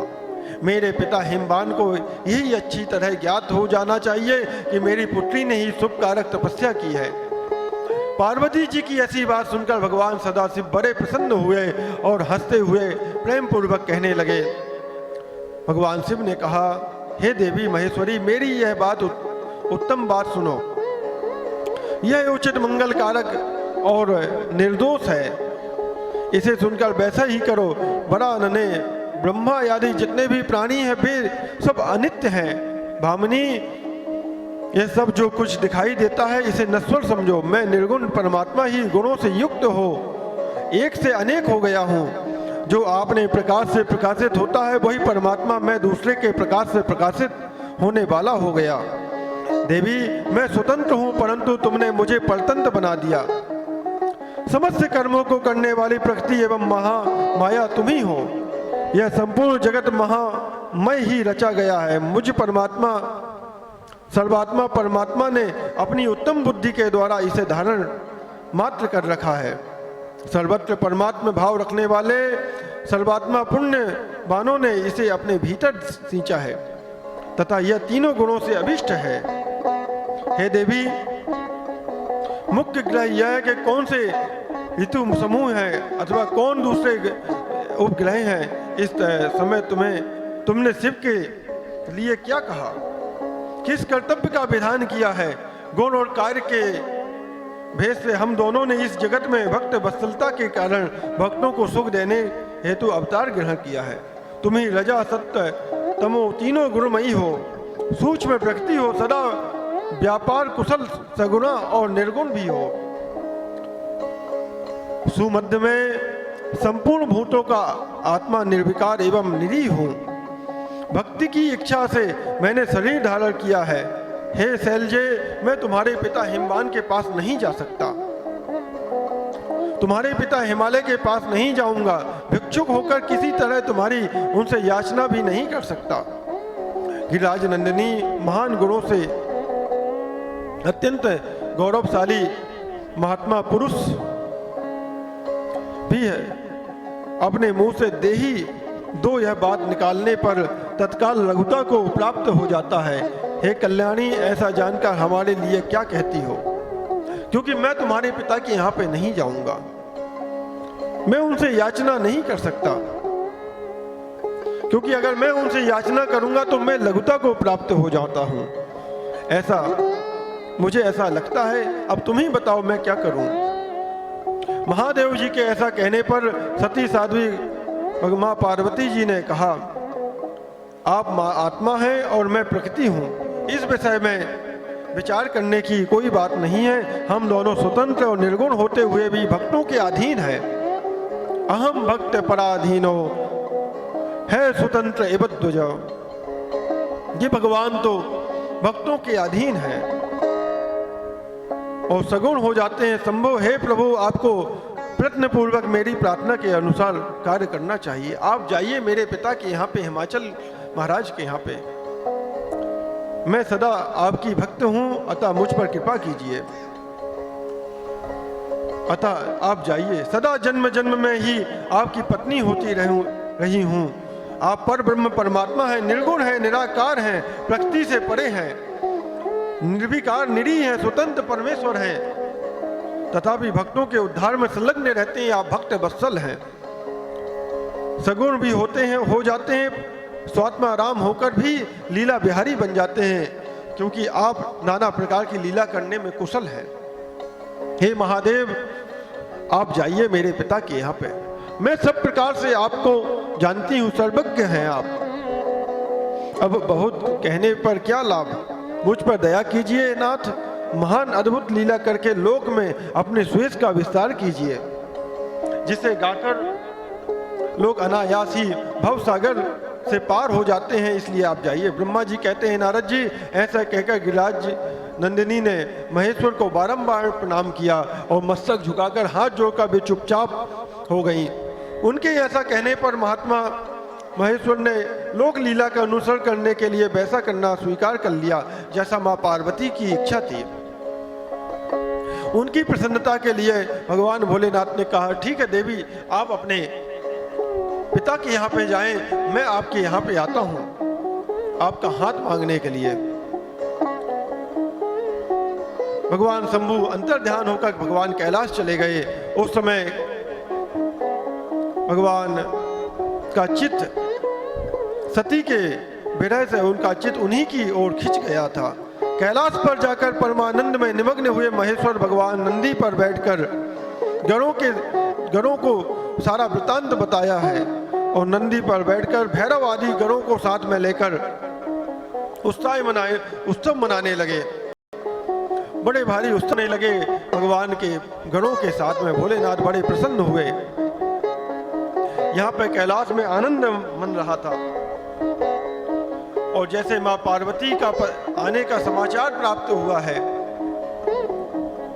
इनकी माता एवं पिता को, हिमालय महाराज और मैना देवी को जैसे पता चला कि मेरी पुत्री आ रही है, तो सभी आगवानी के लिए नगर के द्वार पर चले जाते हैं सुंदर थाल सजाकर कि मेरी पुत्री जंगल से तपस्या करके आज अपने पिता के घर आ रही है। सभी बड़े प्रसन्न। इनकी माता बड़ी व्याकुल थी अपनी पुत्री के दर्शन के, बड़ी लालायित थी।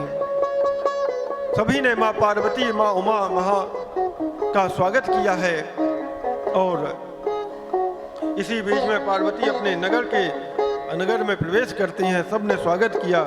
सभी दौड़ दौड़ कर सखियों ने बड़ा सत्कार किया है माँ पार्वती का। सभी भूरी भूरी प्रशंसा करते हैं माँ पार्वती की कि ऐसी घोर तपस्या का जो फल है वो तुम्हें प्राप्त हो। उस अवसर विमान पर बैठे हुए देवताओं ने पार्वती जी को भी नमस्कार किया है। ऐसा जब माँ पार्वती जी आई हैं, सारे देवता प्रणाम कर रहे हैं। नारद उस समय तुम्हें भी एक सुंदर रथ पर बैठाकर ब्राह्मण आदि सब लोग नगर में ले गए। ब्रह्मा जी कह रहे हैं कि तुम भी उस समय वहां पे थे। फिर ब्राह्मणों, सखियों तथा दूसरी स्त्रियों ने बड़े आदर के साथ माँ पार्वती शिवा का घर के भीतर प्रवेश कराया। स्त्रियों ने उनके ऊपर बहुत सी वस्तुएं निछावर की हैं। ब्राह्मणों ने आशीर्वाद दिया है। मुनीश्वर पिता हिमवान और माता मेनका को बड़ी प्रसन्नता हुई। उन्होंने अपने ग्रस्त आश्रम को आज सफल मान लिया। अनुभव किया कि कुपुत्र की जगह सुपुत्री होना ठीक है। भले कुपुत्र ना हो परंतु सुपुत्री हो जाए। आज मेरी पुत्री तपस्या करके आई है, मंगल गान होने लगे, मंगल पाठ करवाया है। इस प्रकार पार्वती के साथ बड़े हर्ष के साथ माता पिता भाई तथा उनकी भाभियों ने स्वागत किया है। आंगन में बड़े प्रसन्नता पूर्वक सभी लोग बैठे हुए हैं हिमाचल महाराज के महल में। तदंतर हिमवान प्रसन्न चित्त सबका आदर सत्कार कर रहे थे कि उसी क्षण भगवान भोलेनाथ भी डमरू को बजाते हुए एक नट के भेष में वहां पे प्रवेश करते हैं। उसी समय जब इनके यहाँ पे उत्सव मन रहा था, माँ पार्वती के आने के सभी प्रसन्न थे, उसी समय भगवान भोलेनाथ भी एक मदारी के वेश में डमरू बजाते हुए नाचते हुए वहां पे पहुंच गए। मनोहर लीला की भगवान भोलेनाथ ने। नटराज की उस लीला को देखने के लिए पूरे नगर के लोग इकट्ठे होने लगे। सभी लोग इनकी लीलाओं को देखने लगे। बड़ा सुंदर नृत्य कर रहे थे भगवान भोलेनाथ। और तो और इनकी जो माता है मैना देवी, इन्होंने भी भगवान भोलेनाथ के नृत्य को देखा तो बड़ी प्रसन्न हुई। उत्तम नृत्य को देखकर वहां आए हुए सब लोग तत्काल मोहित हो गए भगवान की उस लीला को देखकर। ये भगवान भोलेनाथ ने एक अलग लीला फिर से की। सबने भोलेनाथ की लीलाओं को देख रहे हैं। हड्डियों की माला अलंकृत किए हुए थे भगवान भोलेनाथ। बड़ी सुंदर यह नट की रूप बनाकर भगवान भोलेनाथ हिमाचल महाराज के महल में प्रवेश करते हैं और पार्वती जी के सामने भी नृत्य करने लगते हैं भगवान भोलेनाथ। सभी वहां पे मोहित हो गए। शंकर का साक्षात दर्शन किया है। वे त्रिशूल आदि चिन्ह धारण किए हुए हैं। बड़े सुंदर विभूषित हो रहे हैं। हड्डियों की माला से अलंकृत है। उनका मुख सूर्य चंद्र और अग्नि 3 नेत्रों से सुशोभित हो रहा है। उन्होंने नाग का यज्ञोपवीत धारण किया हुआ। उनके सुरम्य रूप को देखकर दुर्गा प्रेमावेश से मूर्छित हो गई। माँ पार्वती जी जब ऐसा सुंदर भगवान शिव का रूप देखा तो मूर्छित हो गई। प्रेम के कारण मूर्छा आ गई। पार्वती जी से कहने लगे, वर मांगो। अपने हृदय में विराजमान देवी जी को, महादेव जी को इस रूप में देखकर भगवान माँ पार्वती के हृदय में प्रविष्ट करके बोलते हैं, वर मांगो। इस रूप में देखकर पार्वती देवी ने उन्हें प्रणाम किया और मन ही मन यह वर मांगा कि आप मेरे पति हो जाइए। प्रीति युक्त हृदय से शिवा को वैसा कल्याणकारी वर देकर वे पुनः अंतर ध्यान हो गए और वहां पूर्ववत भिक्षा मांगने वाला नट बनाकर उत्तम नृत्य करने लगे। फिर से भगवान भोलेनाथ सभी के मध्य में नृत्य करने लगे।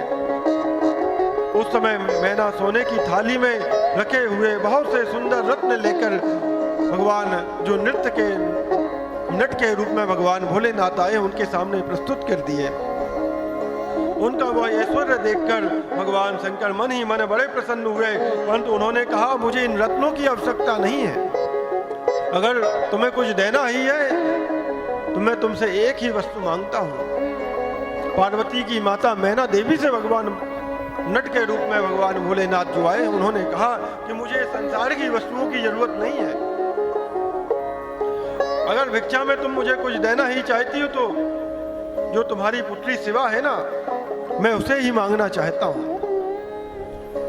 जब ऐसा कहा तो जो इनकी माता थी मैना देवी, उनकी आंखें तो लाल हो गईं और फटकारने लगी, डांटने लगी। उनके मन में उसे बाहर निकाल देने की इच्छा हुई कि ऐसे इसे ये अवधूत इस नट को, ये जो आया हुआ है, इसे बाहर यहाँ से कर दो। क्रोध के कारण आंखें लाल हो गईं। अपने सेवकों को आज्ञा दी कि इस नट को बाहर निकाल दो। मुनि श्रेष्ठ वे नटराज तेज से लज्जित हो रहे थे, प्रज्वल हो रहे थे। उन्हें छूना भी कठिन था, इसलिए कोई भी उन्हें बाहर न निकाल सका। फिर तो नाना प्रकार की लीलाओं में विशारद उन भिक्षु शिरोमणि भगवान शिव का प्रभाव दिखना प्रारंभ कर दिया। भगवान शिव ने अपना प्रभाव दिखाया। हिमवान ने क्या देखा कि भिक्षु ने वहां तत्काल ही भगवान विष्णु का रूप धारण कर लिया। जब भगवान भोलेनाथ को नट के रूप में देखकर इन लोग, ये जो नगर में जितने भी सैनिक थे, मेनका के कहने पर इनको जब भगाने लगे राजमहल से, तो भगवान भोलेनाथ ने अपना अब रूप दिखाना प्रारंभ कर दिया। सबसे पहले भगवान विष्णु का रूप धारण किया है भोलेनाथ ने। उनके मस्तक पर किरीट है, कानों में कुंडल और शरीर पर पीत वस्त्र शोभा पा रहे हैं। उनके 4 भुजाएं हैं। हिमवान ने पूजा के समय गदाधारी श्री हरि को जो पुष्प चढ़ाए हुए थे वे सब उन्होंने भिक्षुक के शरीर पर, उस नट के स्वरूप शरीर पर देखा, मस्तक पर देखे। तत्पश्चात गिरिराज ने उन भिक्षु शिरोमणि को जगत सृष्टा चतुर्भुजधारी ब्रह्मा के भेष में भी देखा। उनके शरीर का वर्ण लाल था और वे वैदिक सूत्र का पाठ कर रहे थे। तदंतर शैलराज ने उन कौतुककारी नटराज को एक क्षण में जगत के नेत्र रूप सूर्य के आकार में देखा। इसके बाद वे महान अद्भुत रूप के रुद्र के रूप में दिखाई दिए। उनके साथ देवी पार्वती भी दिखाई दी। वे उत्तम तेज संपन्न दिखाई दे रहे थे। हिमवान को, हिमाचल महाराज को, हिमवान ने बहुत ही सुंदर रूप देखे हैं। इससे बड़ा विस्मय हुआ और वे तुरंत ही परमानंद में निमग्न हुए।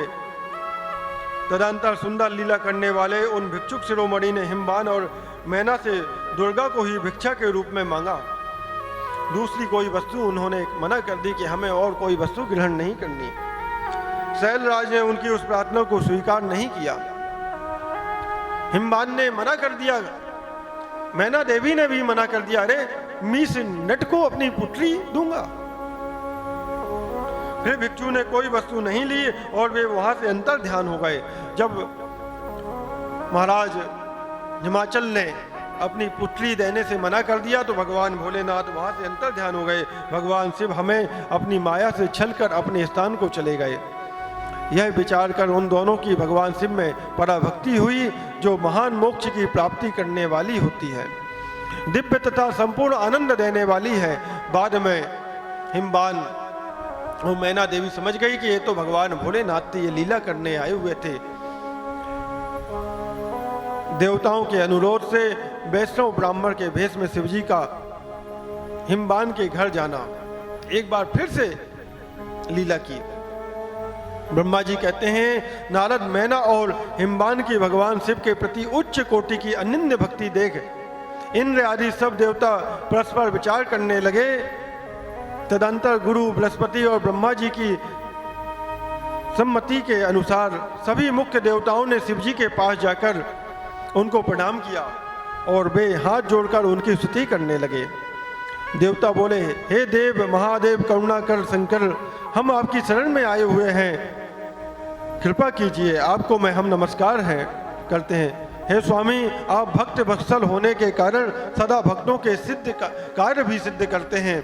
इसलिए हे दीनों के उद्धार करने वाले, दया के सिंधु तथा भक्तों को विपत्तियों से बचाने वाले, छुड़ाने वाले, हे भगवान भूत बाबत भगवान भोलेनाथ हमारा नमस्कार स्वीकार करें।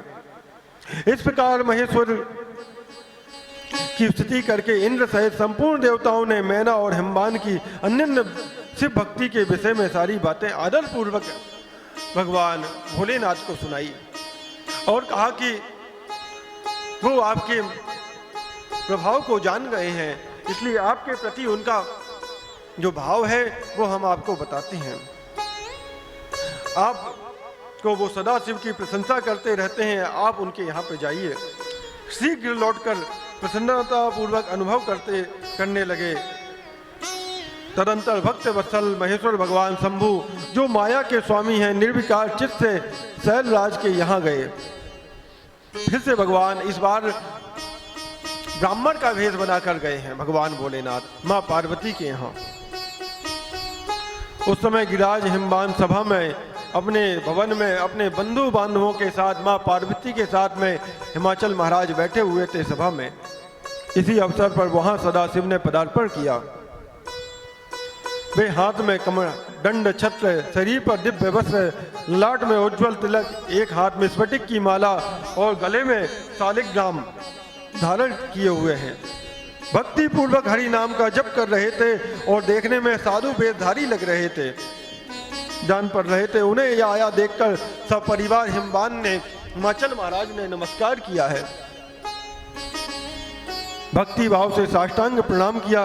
देवी पार्वती ब्राह्मण रूपधारी प्राणेश्वर शिव को पहचान गई और कोई नहीं पहचाना, परंतु माँ पार्वती पहचान गई। मन ही मन उन्होंने भी प्रसन्नता पूर्वक उनकी स्तुति की है। ब्राह्मण रूपधारी शिव ने उन सबको प्रेम पूर्वक आशीर्वाद दिया, किंतु शिवा को सबसे अधिक मनोवांछित शुभ आशीर्वाद प्रदान किया। शैलाधिराज हिमवान ने बड़े आदर से उन्हें मधुपर्क आदि पूजन पर सामग्री भेंट की और ब्राह्मण ने बड़ी प्रसन्नता के साथ वह सब ग्रहण किया। तत्पश्चात गिरिश्रेष्ठ हिमाचल ने उनका कुशल समाचार पूछा। हे मुने, अत्यंत प्रीति पूर्वक उन द्विजराज की विधिवत पूजा करके हिमाचल महाराज ने पूछा, आप कौन हैं? तब उन ब्राह्मण शिरोमणि ने गिरिराज से शीघ्र ही आदर पूर्वक कहा। वे श्रेष्ठ ब्राह्मण बोले, हे गिरिराज, हे गिरिश्रेष्ठ, मैं उत्तम विद्वान वैष्णव ब्राह्मण हूँ और मैं ज्योतिषी की वृत्ति से आश्रय लेकर भूतल पर भ्रमण करता रहता हूँ। मन के समान मेरी गति है। मैं सर्वत्र जाने में समर्थ और गुरु की दी हुई शक्ति से सर्वज्ञ, परोपकारी, शुद्ध आत्मा, दया सिंधु और विकार नाशक हूँ। मुझे ज्ञात हुआ है कि तुम अपनी इस लक्ष्मी सरीखी सुंदर रूप वाली दिव्य सुलक्षणा अपनी पुत्री को एक आश्रय रहित असंग कुरूप गुणहीन वर महादेव के हाथ में विवाह करना चाहते हो। वे रुद्र देवता मरघट में रहने वाले, शरीर में सांप लपेटने वाले। अब देखिए, इस बार भगवान भोलेनाथ पहले तो माँ पार्वती को ऐसा बताने के लिए आए थे ब्राह्मण वेश में, अब उनके पिता को ऐसा बता रहे हैं कि तुम्हारे मन में जो भोलेनाथ के प्रति इतना प्रेम जाग गया है कि अपनी पुत्री का विवाह करने का मन में जो संकल्प लिया है उसे अपने दिमाग से निकाल दो। एक वस्त्र भी नहीं पहनते, ऐसे नंग धड़ंग घूमते हैं, आभूषण की जगह सर पर धारण करते हैं, उनके कुल का नाम आज तक किसी को नहीं पता, और ऐसे बिना कुल वाले के साथ में आप अपनी पुत्री का विवाह करने की इच्छा कर रहे हैं। उनकी अवस्था कितनी है यह किसी को पता नहीं। उनकी आयु भी तो देखिए, कितने वर्ष के हैं भोलेनाथ, और कहां आपकी 16 वर्षीय कन्या। वे अत्यंत कुत्सित जटा का बोझ अपने सिर पर लादे हुए हैं। इतनी विशाल जटा जूट है उनके सिर पर। भिक्षुक, कुमार्ग परायण तथा हठ पूर्वक वैदिक मार्ग का त्याग करने वाले, उनके अंदर वैदिक मार्ग कुछ भी नहीं है। वेद का अनुसरण नहीं करते भोलेनाथ। अयोग्य वर को आप अपनी बेटी बहना चाहते हैं। अचल राज, अवश्य ही आपका यह विचार मंगलदायक नहीं है। नारायण कुल में उत्पन्न ज्ञानियों में श्रेष्ठ गिरिराज, मेरे कथन का मर्म समझो। ऐसा कहा। तुमने जिस पात्र को ढूंढ रखा है वो इस योग्य नहीं है कि जिसके हाथों में पार्वती का हाथ दिया जा सके। तुम ही देखो, जिनके एक भी भाई बंधु नहीं है, शंकर जी का कोई भी रिश्तेदार नहीं है। तुम तो बड़े बड़े रत्नों की खान हो, किंतु उनके घर में भूंजी भांग भी नहीं है। तुम्हारे यहाँ पे तो तुम हिमाचल हो, इतना बड़े रत्नों की खान, उनके पास तो कुछ भी नहीं, एक आभूषण भी नहीं, एक रत्न भी नहीं है। सभी बेटों से और पंडितों से भी प्रयत्न पूर्वक पूछ लो। ब्राह्मण बने भोलेनाथ ने कहा कि तुम अपने कुटुंब वालों से भी तो पूछो, उनसे भी पूछो, अपने पुत्रों से भी पूछो, क्या वो तुम्हारी पुत्री के योग्य है भोलेनाथ? दोष की परख नहीं है आपको, उनके दोषों को देखिएगा।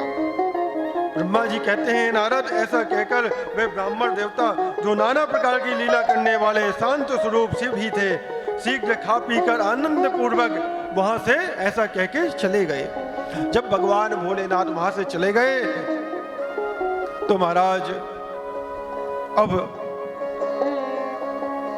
एकांत में बैठकर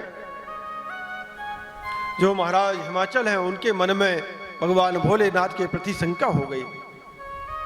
जब ऐसा सुना तो मैना देवी भी कोप भवन में चली गई अपने पति से रुष्ट होकर कि मैं ऐसे अमंगल के साथ में जिनके पास में कुछ भी नहीं, मेरी पुतली वहां पे कहाँ रहेगी? ना उनके पास घर है, ना कोई कुल है। मैना देवी को भवन में चली गई, रुष्ट हो गई अपने पति से और कह दिया कि मैं कुछ भी हो जाए, मैं अपनी पुत्री का विवाह इस अमंगल भेषधारी के साथ में, शिव के साथ में नहीं होने दूंगी। भले मैं अपनी पुत्री का गला दबा दूं और स्वयं मर जाऊं, परंतु मैं ऐसे अमंगलधारी के साथ में अभी अपनी पुत्री, अपनी सुकोमल पुत्री पार्वती का विवाह नहीं होने दूंगी। ऐसा मां मेनका ने कहा अपने पति से। भगवान भोलेनाथ समझ गए। हिमवान भी सोचने लगे, अरे मैं अपनी पुत्री का विवाह कैसे करा दूं इसके साथ। भले ही नारद एवं सारे देवता ऋषि मुनि सप्त ऋषि आकर मुझे उनके विषय में बता गए, परंतु अभी अभी तो इस ब्राह्मण देव ने क्या बताया। विचार करने लगे। हिमाचल पुरी की परस्पर प्रशंसा करते हुए कि मेरे यहाँ तो इतना सब कुछ है और मेरी पुत्री कैलाश में कैसे रहेगी। ब्रह्मा जी कहते हैं, ब्राह्मण रूपधारी शिव जी के वचनों का हिमाचल और मेनका के मन में इतना प्रभाव पड़ा कि अब उनके दिमाग से, उनके मन से भगवान शिव निकल गए। उनके मन में पहले था कि मैं अपनी पुत्री का विवाह कर दूंगा, शिव के साथ में ही करूंगा। अब शिव जी की जो निंदा की है उसे सुनकर मेरा मन उनकी ओर से बहुत खिन्न हो गया है। जो उस ब्राह्मण ने शिव जी की निंदा की है, अब मेरा मन शिव जी की ओर नहीं जा रहा, मेरा मन बहुत खिन्न है। रुद्र के रूप, शील और नाम सभी कुत्सित हैं, मैं उन्हें अपनी सुलक्षणा पुत्री कदापि नहीं दे सकता। यदि आप मेरी बात नहीं मानेंगे तो मैं निस्संदेह मर जाऊंगी। मैना देवी ने ऐसा अपने पति से कहा। इधर भगवान शिव को इस बात का पता लगा, तब उन्होंने अरुंधति सहित सप्त ऋषियों को बुलवाया। भगवान भोलेनाथ समझ गए कि अब तो मैना देवी और हिमाचल महाराज अपनी पुत्री का विवाह मेरे साथ में नहीं करेंगे, तो अब क्या किया जाए। तो अरुंधति को और सप्त ऋषियों को बुलवाया है। वशिष्ठ आदि सप्त ऋषि भगवान भोलेनाथ के पास में आए और भोलेनाथ से कहा कि अब आप जाओ, अब आप समझाओ मैना देवी और हिमाचल महाराज को। और भोलेनाथ के कहने पर पुनः सप्त ऋषि और अरुंधति जाती हैं। जैसे ही आकाश मार्ग से आता हुआ देखा, हिमाचल महाराज ने सप्त ऋषियों को देखकर हाथ जोड़कर प्रणाम किया है। मैना देवी कोप भवन में थी। अरुंधति जाती है मैना देवी के पास में कोप भवन में। मैना देवी ने जैसे अरुंधति को देखा है, प्रणाम किया है कि आप देवी ब्रह्मा जी की पुत्र वधू हैं, आप वशिष्ठ जी की पत्नी हैं, मैं आपको प्रणाम करती हूँ। और आप लोगों ने मेरे यहाँ पे घर में आके, सप्त ऋषियों ने और आपने मेरे यहाँ घर में आकर बड़ी कृपा की। आप जैसे तेजस्वी ऋषियों का मेरे घर में आगमन हुआ है। यहाँ पे अरुंधति और सप्त ऋषियों ने एक जगह बिठाला है हिमाचल और जो उनकी पत्नी मैना देवी जो कोप भवन में थी, उनको वहां कोप भवन से बाहर लेके आई है अरुंधति माता, और बिठाल कर बहुत समझाया कि जो तुम्हारे मन में भगवान भोलेनाथ के प्रति जो बुद्धि हो गई है, अब वो अपने दिमाग से निकाल दें। भगवान भोलेनाथ ऐसे नहीं हैं। ब्रह्मा जी कहते हैं इसी समय वे मुनि बहुत समझाते हैं हिमाचल महाराज को। और ऋषि बोले, हे शैलराज, भगवान शिव को जगत का पिता है भगवान शिव, और जो शिवा है तुम्हारी पुत्री पार्वती वो जगन माता है, और शिवा जगन माता है, अतः तुम्हें महात्मा शंकर को अपनी कन्या देनी चाहिए। शंकर को अपनी कन्या के साथ में विवाह करा देना चाहिए आपको। हिमालय ऐसा करके तुम्हारा जन्म सफल हो जाएगा। ऐसा करके तुम बड़े पतित पावन हो जाओगे। इस जगत गुरु के भी गुरु हो जाओगे, इसमें संशय नहीं है। मुनीश्वर सप्त ऋषियों का यह वचन सुनकर हिमवान ने दोनों हाथ जोड़कर उन्हें प्रणाम करके इस प्रकार कहा। यहाँ पे हिमालय बोले, महाभाग ऋषियों, आप लोगों ने जो बात कही है उसे शिवजी की इच्छा से मैंने पहले ही मना मान रखा था, किंतु हे प्रभु, इन दोनों, एक वैष्णव एक ब्राह्मण ने बहुत सी उल्टी सीधी मेरे सामने बातें कही, आकर उनके शिव के प्रति प्रसन्नता पूर्वक बहुत सी उल्टी बातें बताई। तभी से शिवा की माता ज्ञान भ्रष्ट हो गई। वे अपनी बेटी का विवाह उस योगी रुद्र के साथ नहीं करना चाहती हैं।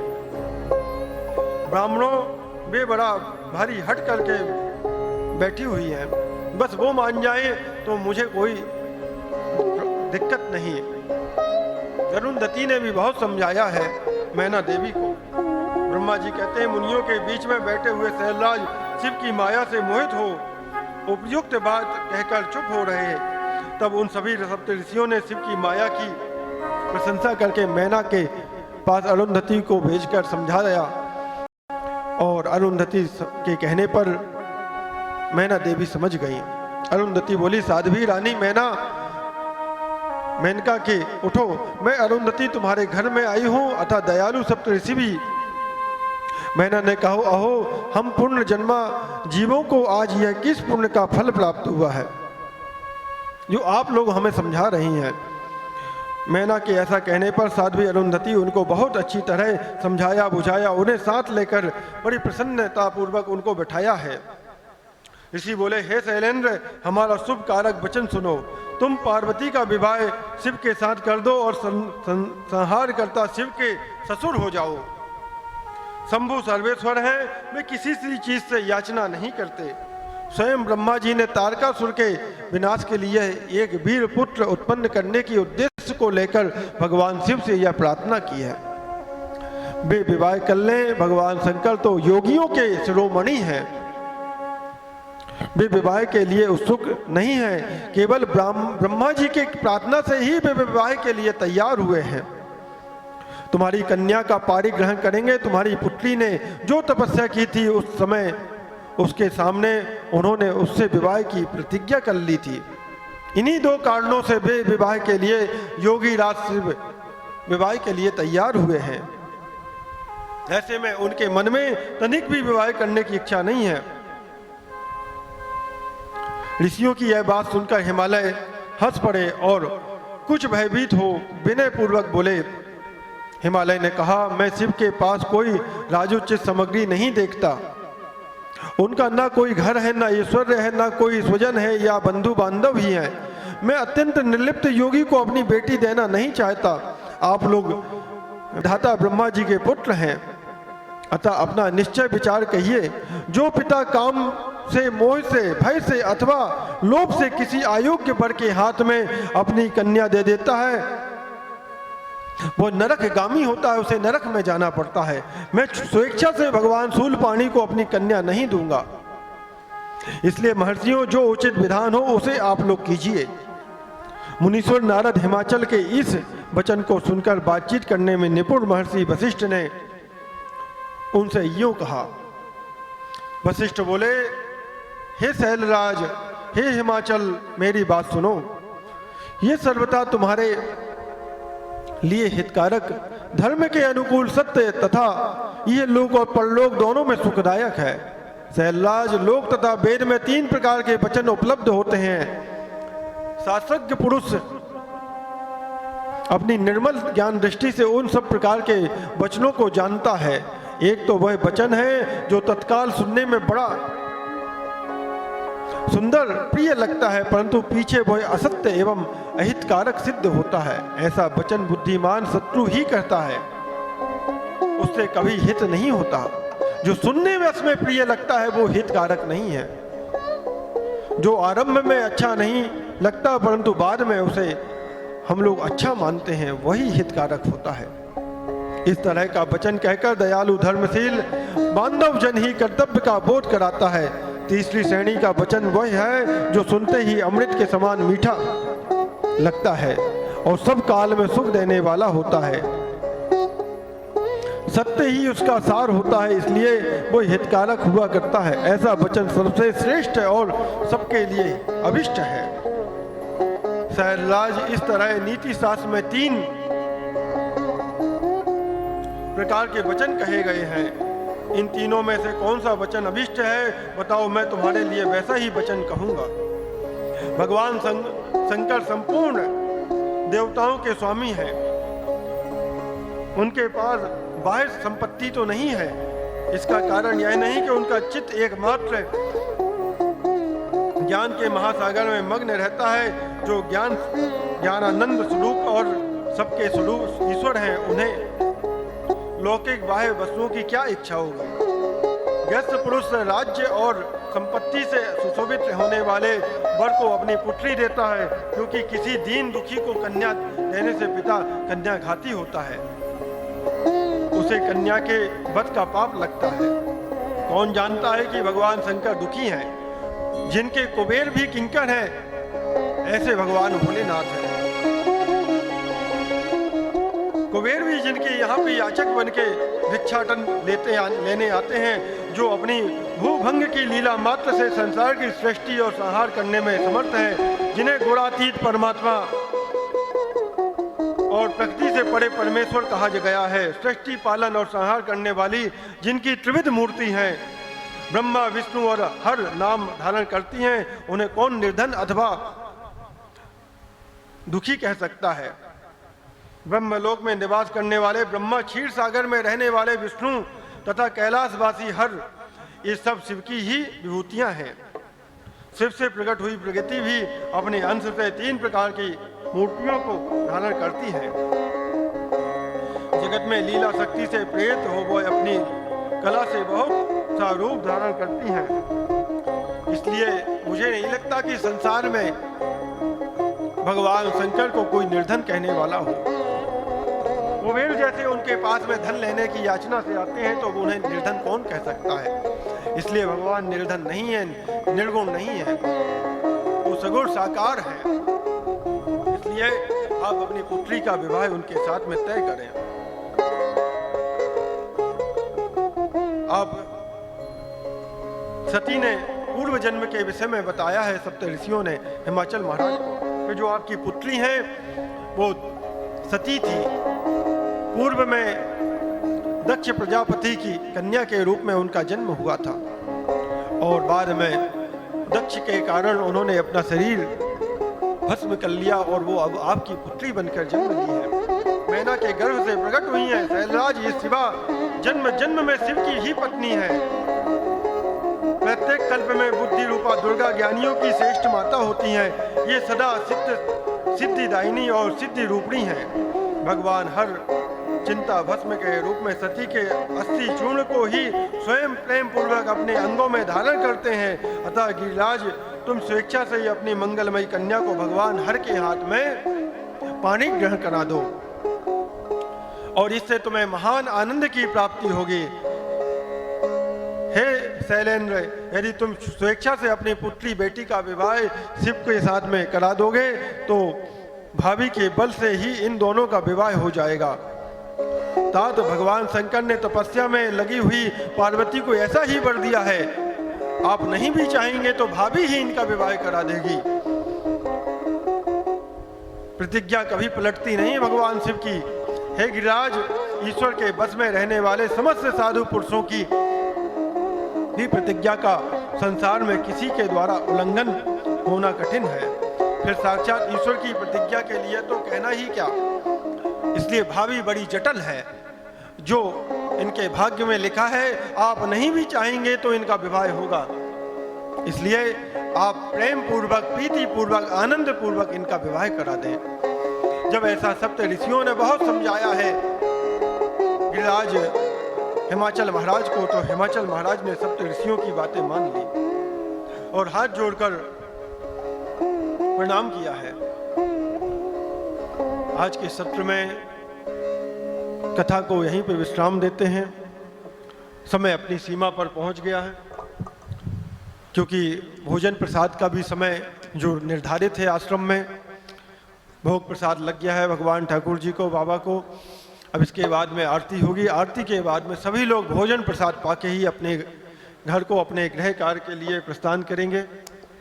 आइए भगवत नाम, इसके बाद में आरती।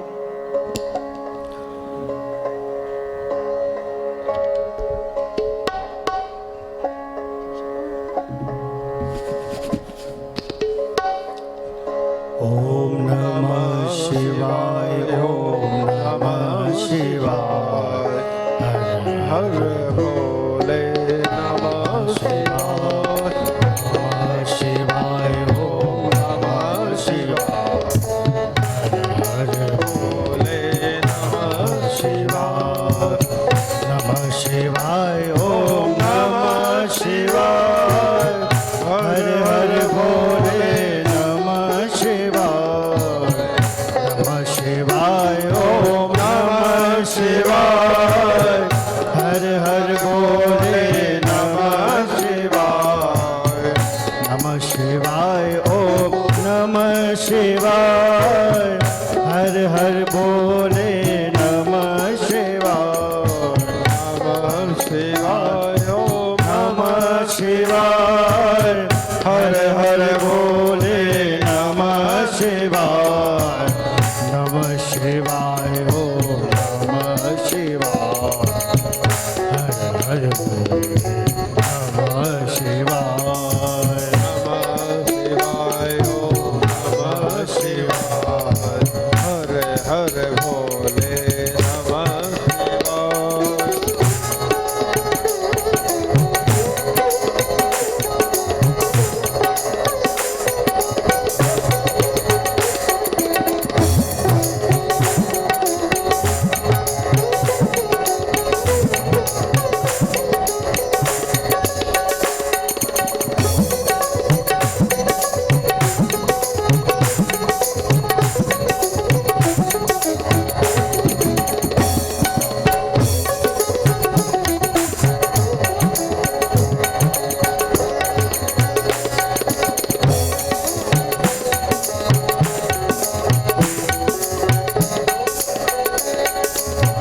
नमः शिवाय ओम नमः शिवाय। हर हर भोले नमः शिवाय। नमः शिवाय ओम नमः शिवाय। हर हर भोले नमः शिवाय। नमः शिवाय ओम नमः शिवाय। हर हर भोले नमः शिवाय। शिवाय ओम नमः शिवाय। हर हर भोले नमः शिवाय। नमः शिवाय ओम नमः शिवाय। हर हर भोले नमः शिवाय। नमः शिवाय ओम नमः शिवाय। हर हर भोले नमः शिवाय। नमः शिवाय ओम नमः शिवाय। हर हर भोले शिवाय ओम नमः शिवाय। हर हर भोले नमः शिवाय। नमः शिवाय ओम नमः शिवाय। हर हर भोले नमः शिवाय। नमः शिवाय ओम नमः शिवाय। हर हर भोले नमः शिवाय। नमः शिवाय ओम नमः शिवाय। हर हर भोले नमः शिवाय। नमः शिवाय ओम नमः शिवाय। हर हर भोले नमः शिवाय। गंगाधराय ओम गंगाधराय। हर हर भोले नमः शिवाय। नमः शिवाय ओम नमः शिवाय। हर हर भोले नमः शिवाय। हर हर भोले नमः शिवाय। हर हर भोले नमः शिवाय। सभी लोग आरती के लिए यथास्थान पे खड़े हो जाएं।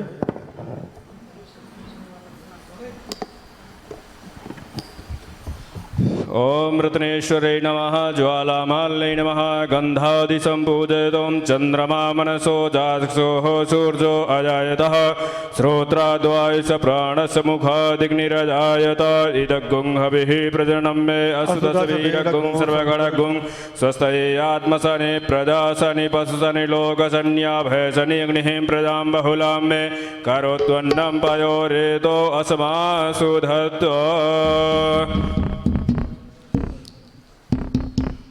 ओम जय शिव ओम का शिव पुराण शिव जी की आरती कीजिए, शिव चरणों में ध्यान अपना दीजिए।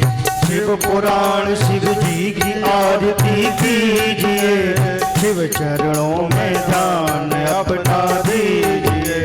शिव पुराण शिव जी की आरती कीजिए, शिव चरणों में ध्यान अपना दीजिए। ये दिव्य ग्रंथ ये महाग्रंथ वेदों को बताने वाला, बिगड़ी को बनाने वाला।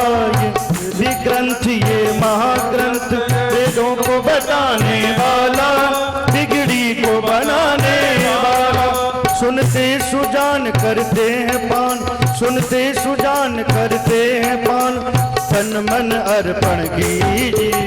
शिव पुराण शिव जी की आरती कीजिए, शिव पुराण शिव जी की आरती कीजिए। शिव चरणों में ध्यान अपना दीजिए। प्रभु महाकाल करते सहाय, सुध सबकी लेने वाले, मुक्ति को दिलाने वाले। प्रभु महाकाल करते सहाय, सुध सबकी लेने वाले, मुक्ति को दिलाने वाले। प्रभु ध्यान लगा मन को भी जगा, प्रभु ध्यान लगा मन को भी जगा। शिव अमृत रस पीजिए, शिव चरणों में दान अपना कीजिए। शिव पुराण शिव जी की आरती कीजिए, शिव चरणों में ध्यान अपना कीजिए। 24,000 श्लोकों का सार ये पावन ग्रंथ कहाए, शिव जी की महिमा लाए। 24,000 श्लोकों का सार ये पावन ग्रंथ कहाए, शिव जी की महिमा बताए। हो जा को मीत विषयों को जीत, हो जा को मीत विषयों को जीत, मनवांछित फल ये दीजिए। शिव चरणों में दान अपना दीजिए। शिव पुराण शिव जी की आरती कीजिए, शिव चरणों में दान अपना दीजिए। शिव पुराण शिव जी की आरती कीजिए, शिव चरणों में ध्यान अपना दीजिए।